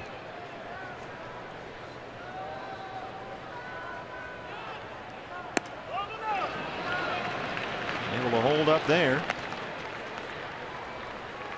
2-0. I mean, you look at AJ on the last road trip, okay? He played 8 games. There were 10. He played 8 of them. Hit .459, 6 extra base hits, 5 RBIs, 6 stolen bases, and he scored 11 runs. That'll win you an award or two. In the air to center. Pham at the track. In front of the wall, he's got room, and he runs it down.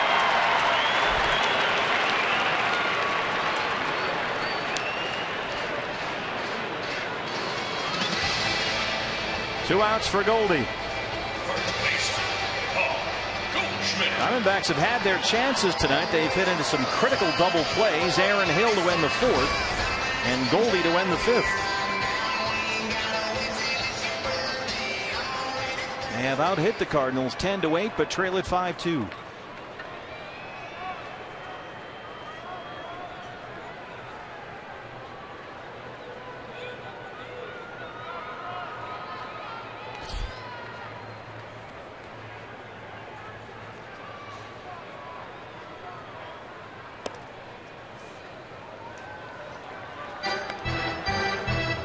Matt Carpenter almost standing on the line right in front of third base umpire Jim Joyce down there.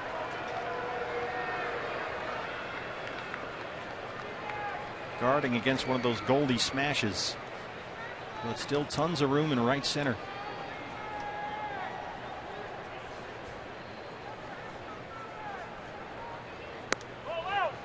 Just missed away. 2-0.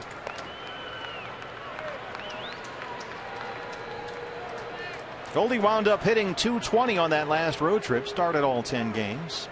Had 10 RBIs. Had 4 hit games Saturday in Cincinnati that included 2 homers. His first home run since July 27th.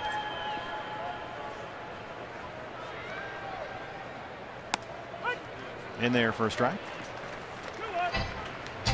We saw Carpenter third base guarding the line, as well as the outfielders playing really deep right now. There no doubles defense for Paul Goldschmidt. Of course, this is probably a good place to play in the outfield against Goldie under any circumstances. Deep. Go sit in the stands.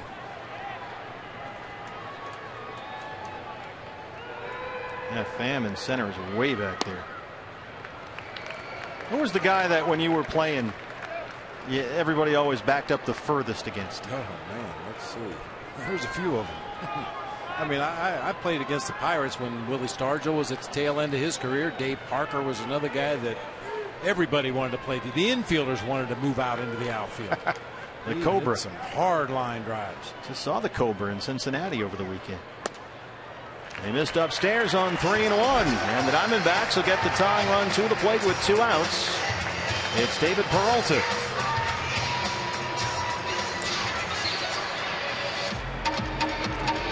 That's what I love about the game of baseball. The redeemer at bats.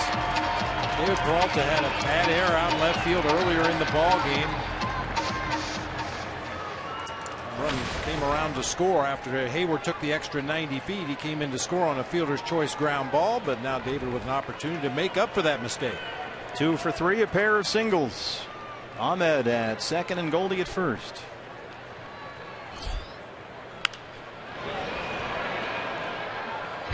It was an unusual road trip for David Peralta. He had 5 hits in the first 4 games, including a double and a homer. But then went 1 for 17 on the rest of the road trip, and the one was his homer yesterday in Cincinnati. So it ended not with a whimper but a bang. Looking for another one right here. This was David Peralta yesterday at Great American Ballpark. Boom. Dead center off Jumbo Diaz. Every bit of it. He's up against another pretty big reliever right now in Jonathan Broxton. Yeah, Broxton, not the same pitcher he has been in the past. Just an evolution of a pitcher. Lost a little bit off his fastball. He used to be just a dead fastball pitcher. He was going to come in and pump the heat in there until he either got you out or you got him. Over half the pitches he's thrown tonight, he's thrown 17. 9 of them have been sliders. Hitting almost 420 in these situations since mid-July. 0-1. Missed inside. 1-1 on Peralta. David, as we talked about on the last road trip, has become much more patient at the plate. His walk rate has doubled over last year.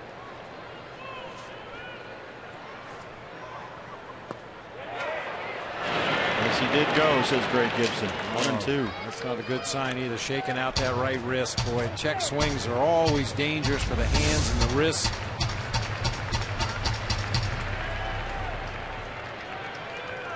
Yep. A lot of the hamate bone injuries that we've heard about in the game happen because of a check swing. I thought that happened to Oscar Hernandez. Up the middle. Cosmo throws it away. And everybody has to stay put. The bases are loaded. Pete Cosmo, who came in as part of the double switch, replacing Garcia at second, tried for the little shovel pass there.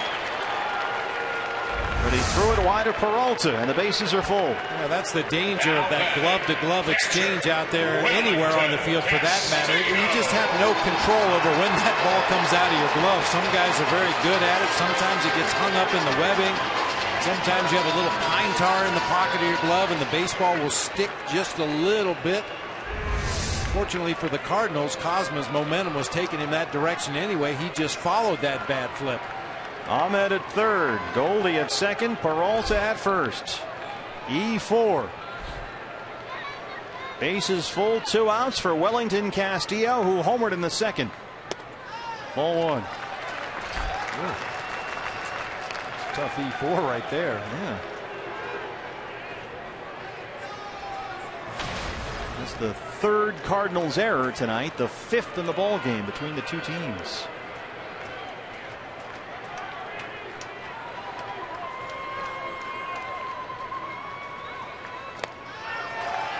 Backhand blocked by Molina, and Castillo's ahead 2-0.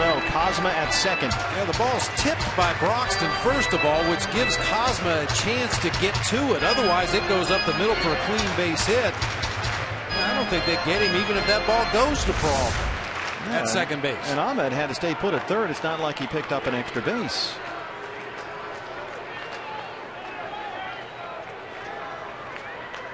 Two and 0.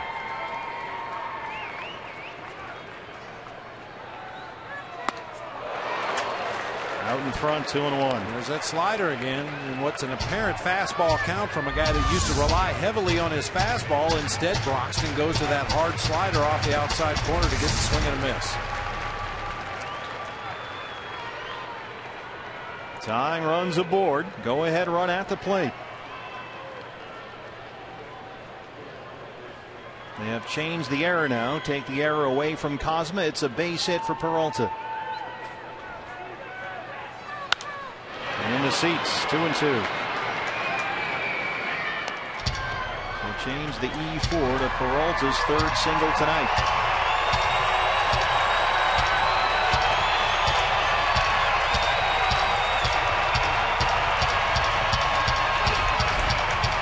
Back with you tomorrow. Diamondback Live pregame show here on Fox Sports Arizona at 6 o'clock. A matchup of left-handers Robbie Ray and Jaime Garcia. Game 2 of this 4-game set against the NL Central leaders. 2-2. In the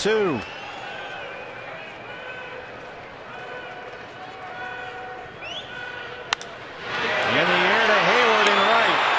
Broke in, now broke back and catches it on the warning track. Now once again, the Diamondbacks have the bases loaded and cannot capitalize. They trail at 5-2.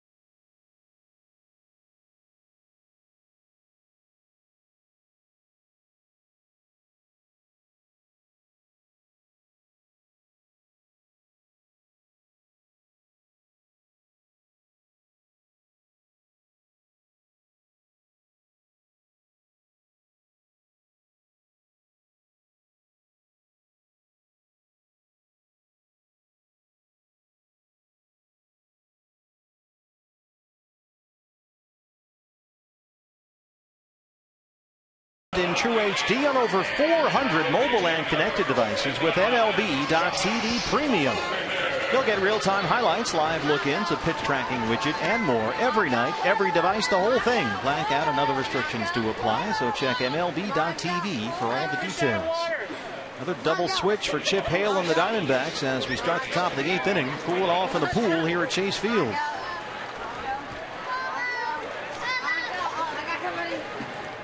Josh Colmenter, the new pitcher for the Diamondbacks, and it's a whole new battery as Jared Saltalamacchia will take over for Wellington Castillo behind the plate. And so Colmenter will hit in the 5th spot now. Pitcher bats 5th for the Diamondbacks, and Saltalamacchia, the catcher, bats 8th. Mark Reynolds singled in the 5th. He's 1 for 3.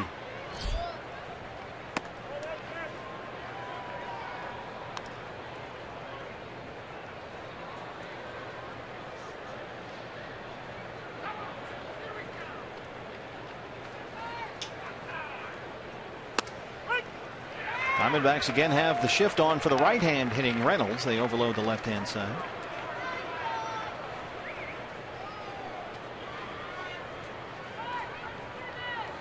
Pitcher spot is up next for St. Louis. Brandon Moss back out there in the on-deck circle. He'll hit for Broxton.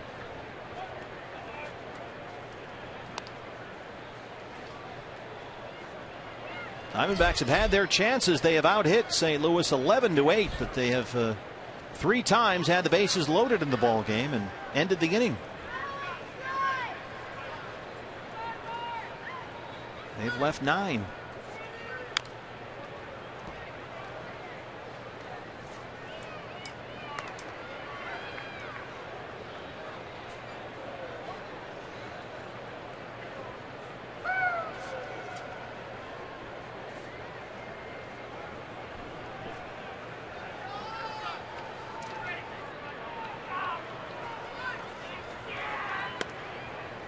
Didn't get the call from Greg Gibson. It's full 3-2.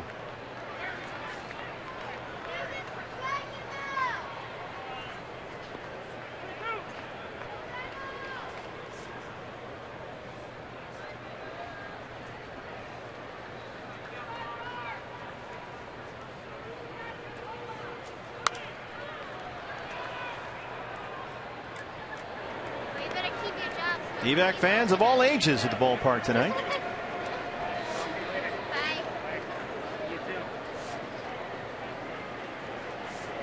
Not happy trailing 5-2. Like all the men left on base.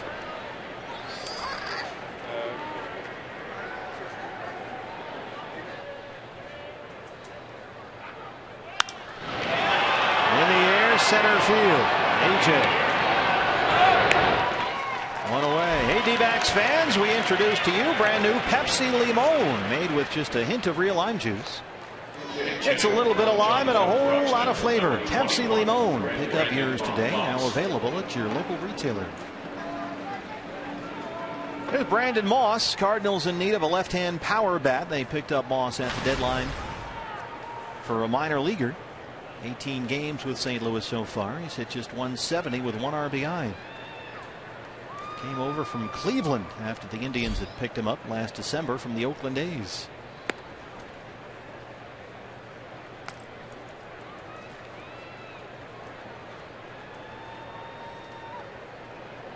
Moss was an all-star in Oakland last year. Had a nice season with the Athletics.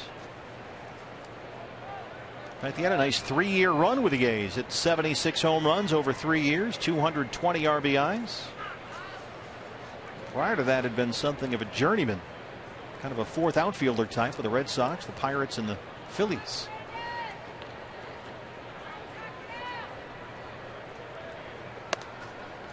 Holmenter behind now, 3-0.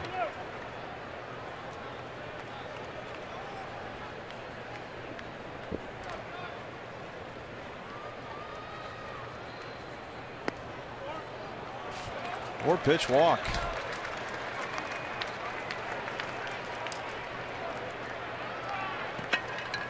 Well, fans, as promised earlier in the game, they have selected the Data Strong fan photo. Tweet your strongest fan photo to AZ Data Strong fan for a chance to be featured in an upcoming broadcast brought to you by T-Mobile. Here's Pete Kozma. He'll hit with 1 on and 1 out. 157. He does not have an extra base hit this year. Just 92 plate appearances. Josh cannot throw a strike here.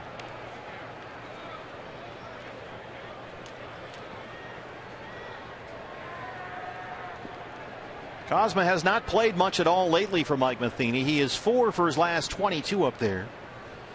And that's a stretch that goes all the way back to the end of June. So he's barely played. And when he was going better than he is now, Pete Kozma was a guy that Mike Matheny would use to play some hit and run, occasionally bunt and run. He's a former first-round pick. In 07, the 18th overall selection. They thought he would be the shortstop of the future, and it just hadn't worked out. He has not hit. They had to go out and give Johnny Peralta $52 million. And now he's kind of a super utility type guy.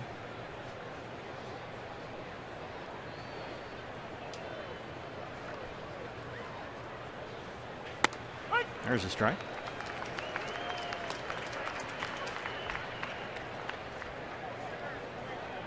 Cardinal people still remember what Pete Cosman did late in the 2012 season. Came up for the minors last day of August that year and hit over .330.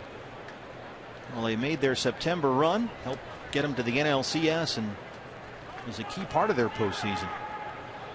But really, that's been it. He was the starting shortstop the next year, did not hit, and hasn't really played a whole lot since.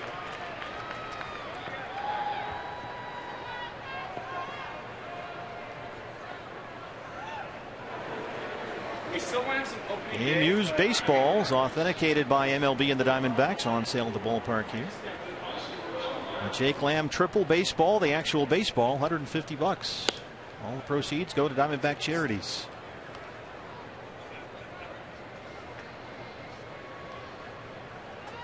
2-2 on Pete Cosma.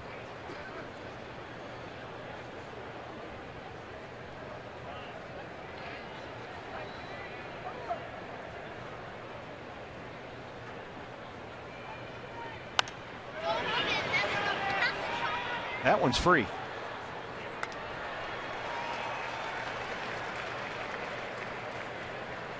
I don't think you're getting $150 for a Pete Cosma foul ball. No. You could try. You can always try. Start high and work your way down.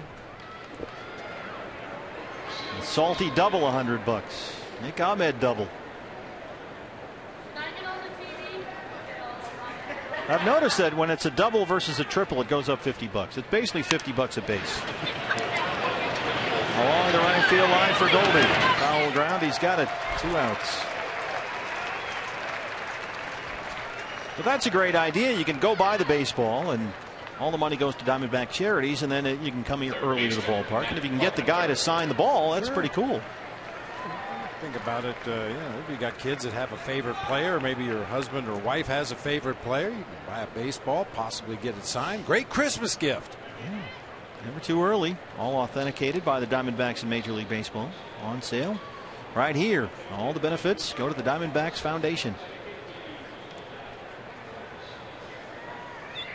It's also where you can buy your D-backs dirt.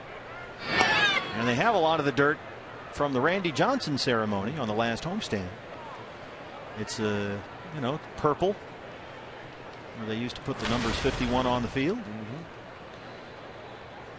That dirt's going fast, so hurry up. Matt Carpenter.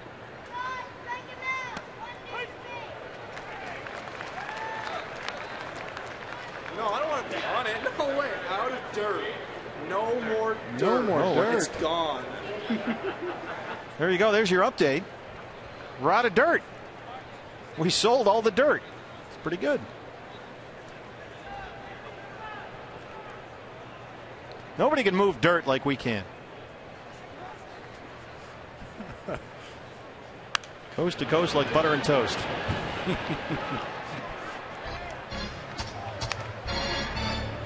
All you need is a shovel and a bottle. We can get more.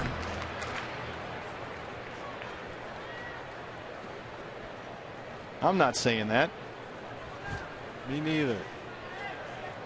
I'm told from our somewhat reliable staff that it was sold dirt cheap. Ooh. Oh, Dennis Lamb. That was a Dennis Lamb. All right. Latest edition of the Dennis Lamb Show. I thought you had a writing staff, Dennis. You do all your own work. You're like your own Rob Petrie. There's Dennis Lamb on the latest episode of the Dennis Lamb Show. We just got back. It's the first game. I got to give him time to build up some material. What's he been doing for the last 10 days? Well, that's a fair point. Off the fist, a little jam shot pump up to very shallow right. Aaron Hill's out there. And they strand the one-out walk. Bottom 8 coming up. Diamondbacks down 5-2.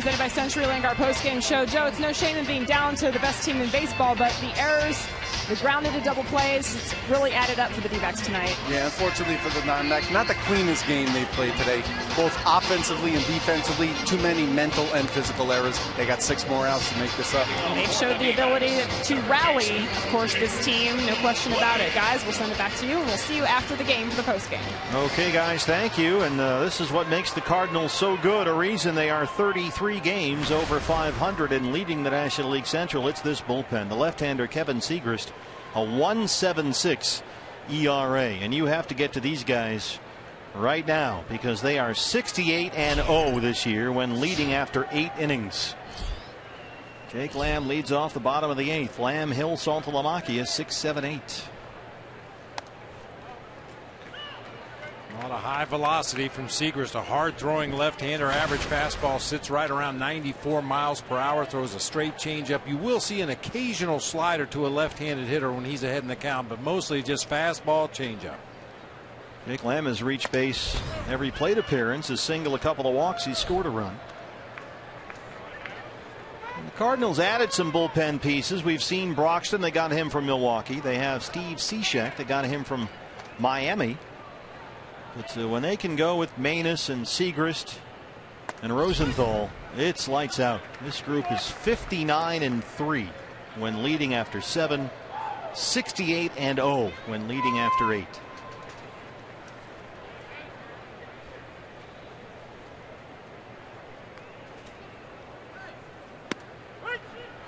Two and two.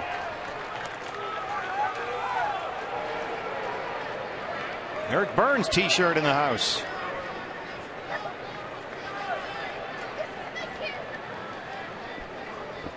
Doesn't have Eric Burns hair. Few do.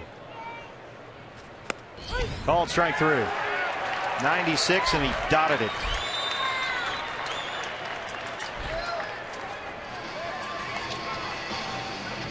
Game 2 of this Diamondbacks 4-game series against the Cardinals continues tomorrow night right here at Chase Field. Get a ticket to any game this week, fans. Only $19 with the D-backs Value Pack. The Value Pack includes a Subway sandwich, a Pepsi, and a coupon for a free cookie. Visit dbacks.com/value. Game 2 of the 4-game set against the Cardinals tomorrow. Robbie Ray and Jaime Garcia. It's a 7-game homestand, fans, so come on down. Right in the thick of things in the National League West. 3 more against these Cardinals, then 3 against Oakland over the weekend. We hope to see you here at Chase Field. dbacks.com/tickets. Join us at the ballpark. Been away for far too long.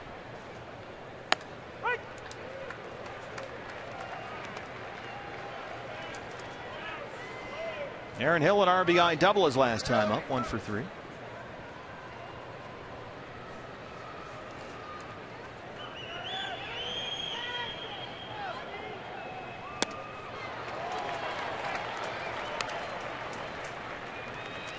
Well, what a weapon this guy is from the left-hand side. 7th, 8th inning.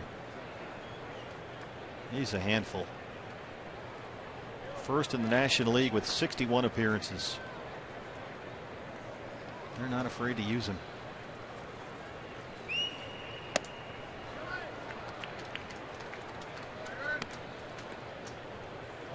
He's not a matchup lefty either by any stretch of the imagination. As a matter of fact, lefties are hitting much better against Siegrist than the righties. Lefties hitting 300, right-handers hitting only 147.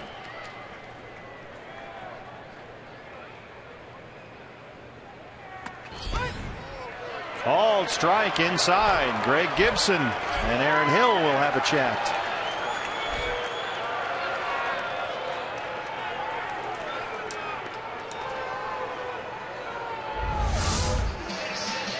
Sets up outside. That makes it look even worse when he reaches all the way across the plate to catch that pitch that appeared to be off the inside corner. So 2 down for Jared Saltalamacchia. Took over behind the plate after the double switch.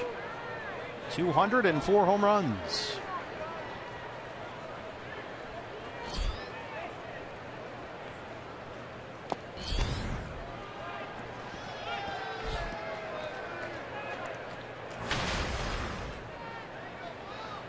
Salty has had a good month. He's hitting an even .300 in August with 5 extra base hits, including a pair of homers. Belts that one into left. 2-out single for Salty. His bat has been more productive as the season has gone on. His at-bats have been good all season, but he's finally getting some results at the end of the at-bats. That one hit out toward the end of the bat just a little bit, but drives it out there into shallow left field for a 2-out base hit. Nick Ahmed now.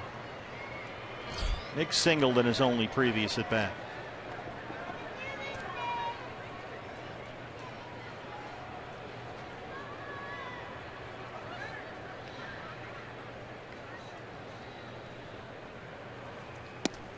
Carpenter toes on the grass at third.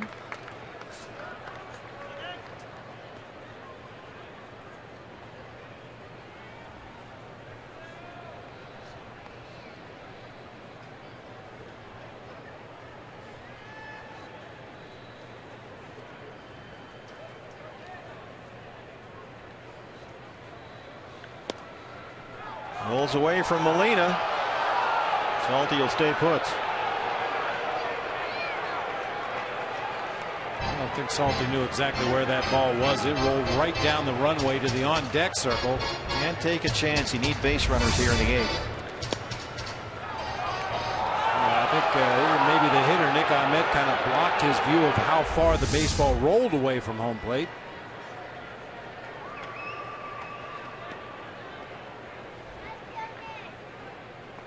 Two and 0.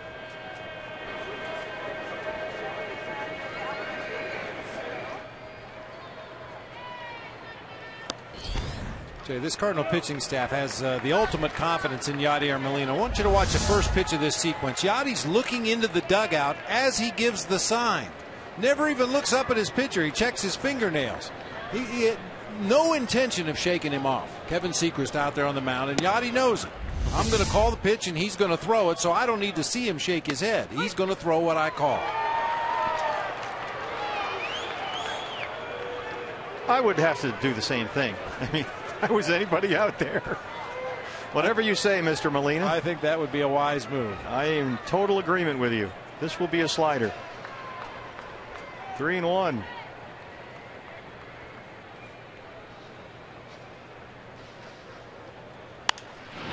Popped him up. Cosmo wants it.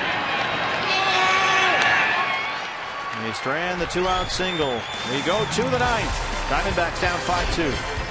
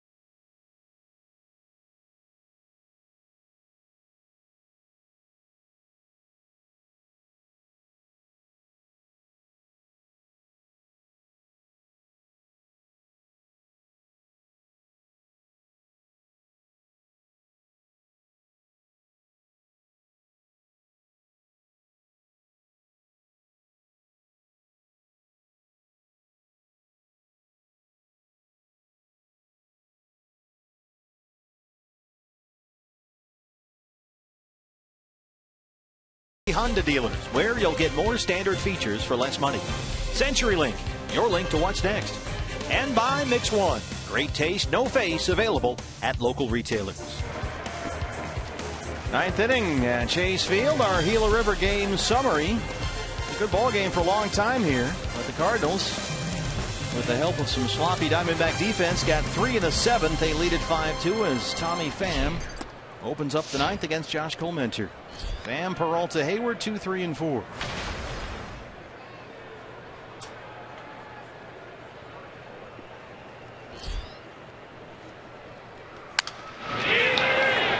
Peralta.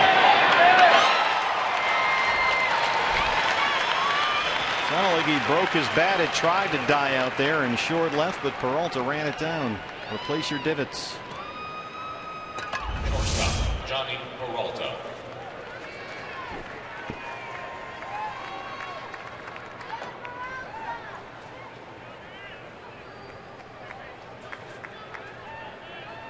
Well, it's not been a stellar game for the Diamondbacks defensively, but that one saves the highlight reel. Johnny Peralta now, a single and a walk. He's 1 for 3.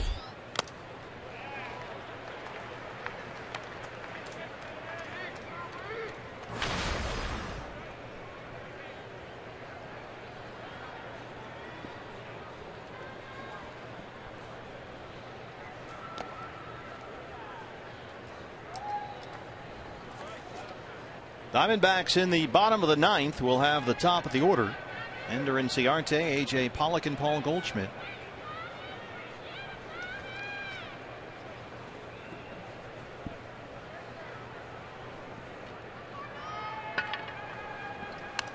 Trevor Rosenthal, the closer, warming up in the Cardinal bullpen.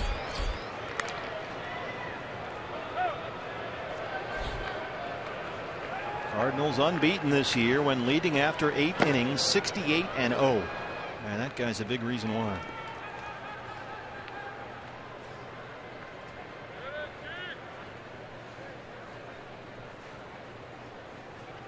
Two strike pitches belted right to David and left.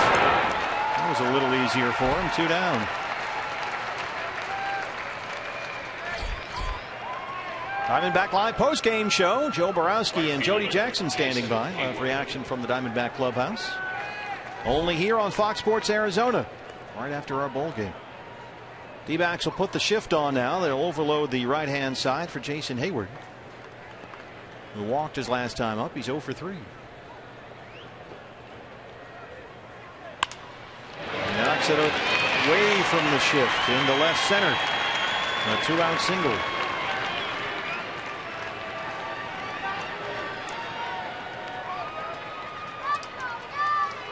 Catcher, Yadier Molina. Here's Yadier Molina.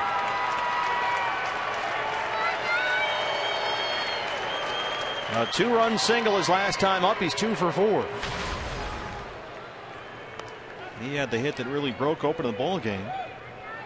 2-out, 2-run single against Daniel Hudson in the 7th. 282 on the year.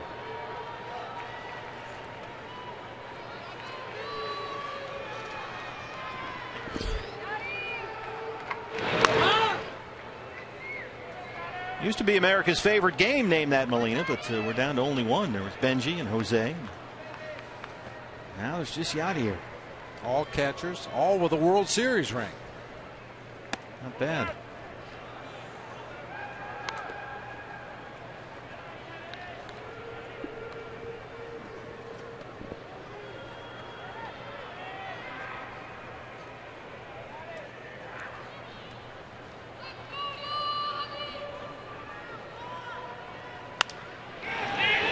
Fly ball to right for Inciarte. Well, here we go. Bottom 9 coming up. Rosenthal coming in. Inciarte, Pollock, and Goldie for the Diamondbacks.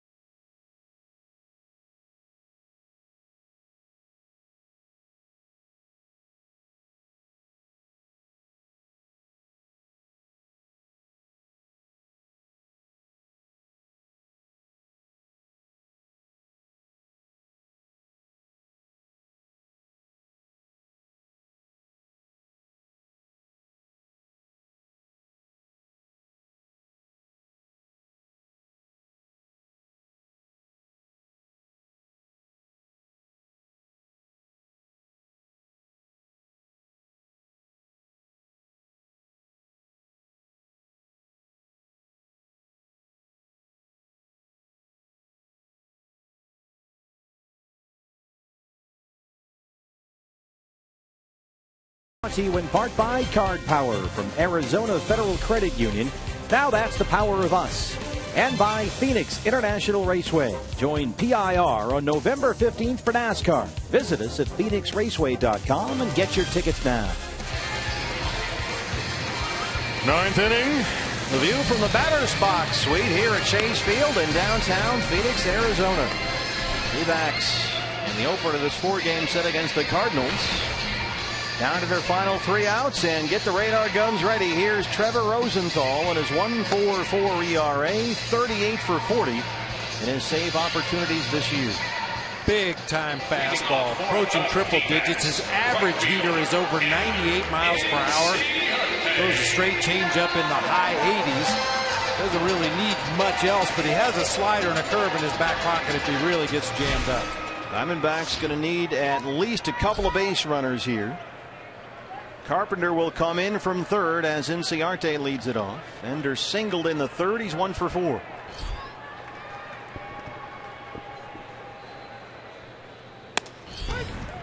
.97 for strike one.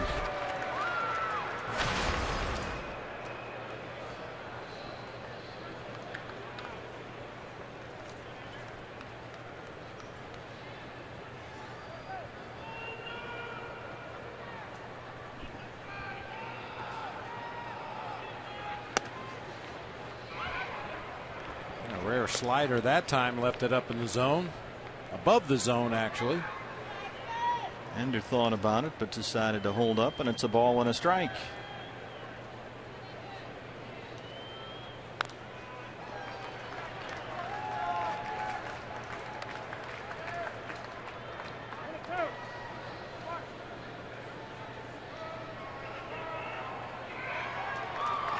Dodgers and Giants both off tonight. D-backs began the evening 5 back in the NL West.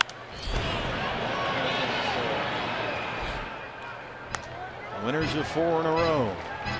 Chance to gain even more ground in the division. But their defense was not up to par tonight, and they're down 5-2.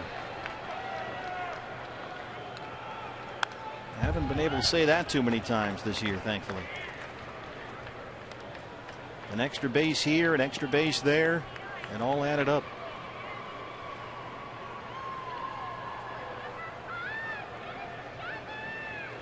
Carpenter now almost standing on the third base bag. That locked him up inside at 99. 2-2.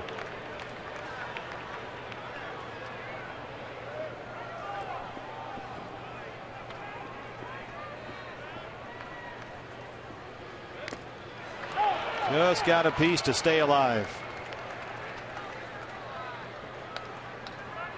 You're glad to get a piece of that because he probably chased the ball down low out of the zone. Definitely chased the ball down low out of the zone. You just hope to get a piece of it.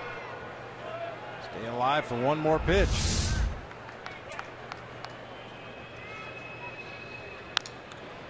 And one more. Or that slider a pretty fair amount here. AJ will be next. Goldie after him.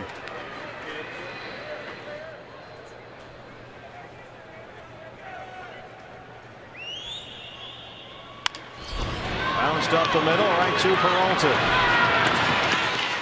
One away. Yeah, they call them lockdown closers. 20 or more saves, 92% save percentage or better, and an ERA under 2. That's a pretty exclusive list right there. Brad Ziegler's on that list. Melanson got the save for the Pirates last night against the Giants. Pittsburgh has won again tonight. They won at Miami 5-2.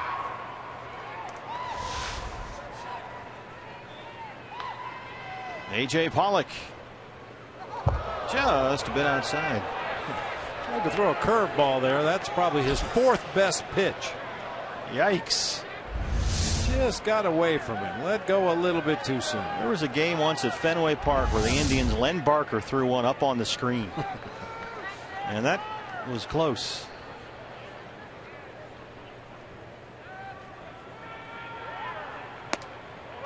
Missed away. Breaking ball changeup combination to start the sequence here to AJ. Falls behind 2-0. What do you think's coming? Gear it up for the express right here. 98 for a strike.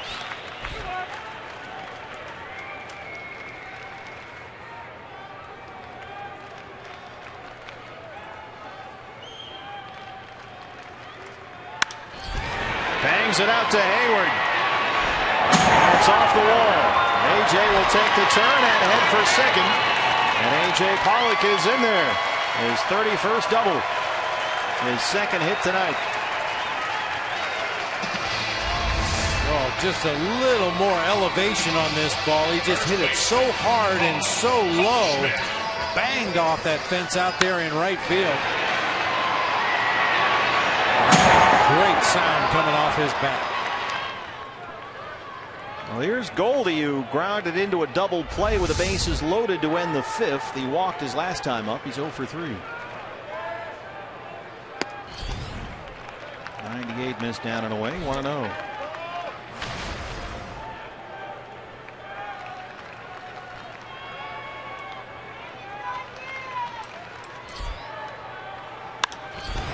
Sends it out to right center. Fan and Hayward. It'll be Hayward. AJ will tag and head for third.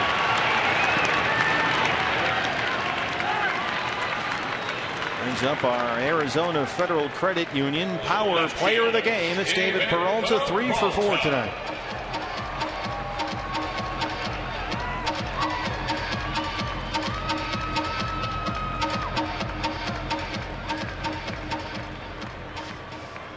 Pitcher spot is up next for the Diamondbacks if Peralta can get aboard. Next hitter would be the tying run at the plate with 2 outs. Nobody in the on deck circle yet.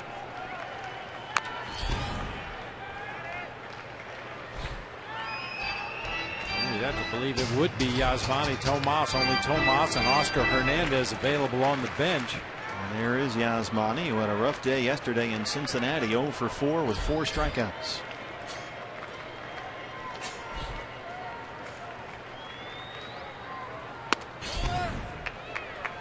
Rosenthal fastball, average velocity I mentioned 98.2. That's the 7th fastest fastball in the major leagues. Average.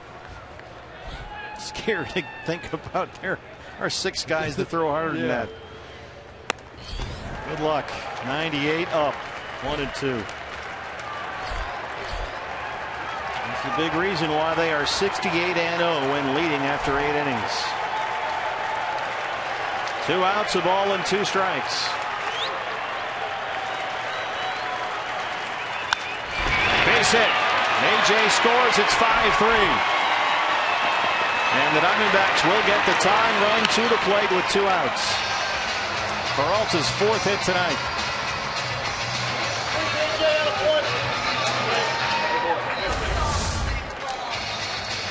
Turned that one around. That pitch is up above the belt on the inside corner of the plate. David gets a barrel on it and lines it into right field for an RBI base hit. Now the tying run coming to the plate, representing the tying run, Yasmani Tomas. Just as a footnote, partner, on this day a few years ago, we played 7 hours. Don't say it. That's the Philly game, right? Yeah. Longest game in the history of Citizens Bank Ballpark, and the longest game in the history of both the Diamondbacks and the Phillies. So here we go. 2 outs, tying run at the plate. Yasmani Tomas, who punched out 4 times last night in Cincinnati. 99. He has struck out, in fact, 8 times in his last 14 at bats.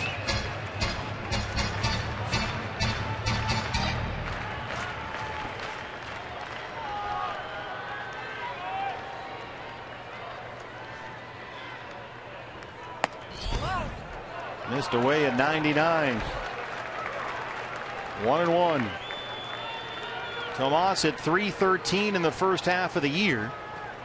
And he's batting .240 since the All-Star break.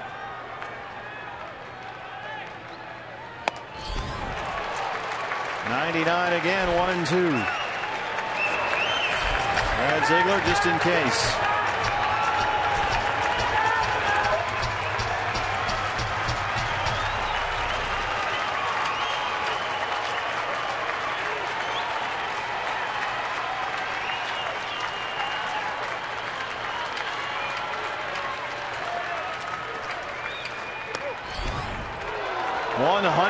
Missed. 2-2. Good take by Yasmani. That did not miss by much. Not by much. Real good take. It's hard to believe you could have some tailing action on a pitch at 100 miles per hour, but that one very nearly snuck back to that outside corner. Where do they find these guys? 2-2. Ball game.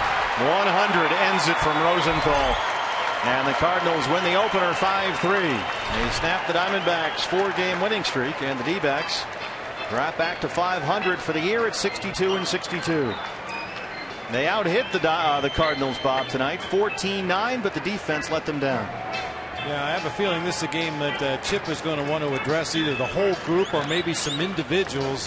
Just a sloppy ball game, something the Diamondbacks have not done much this year, beat themselves. And when you're playing the best team in the game, you have to try to be at your best, and the Diamondbacks were not tonight. Well, they tried to come back against one of the best closers in the game. They got 2 hits on a run against Rosenthal, got the tying run to the plate, but that was it, 100 miles an hour to end the ball game. Diamondbacks Live is on the air. Joe Borowski standing by with Jody Jackson. Jody.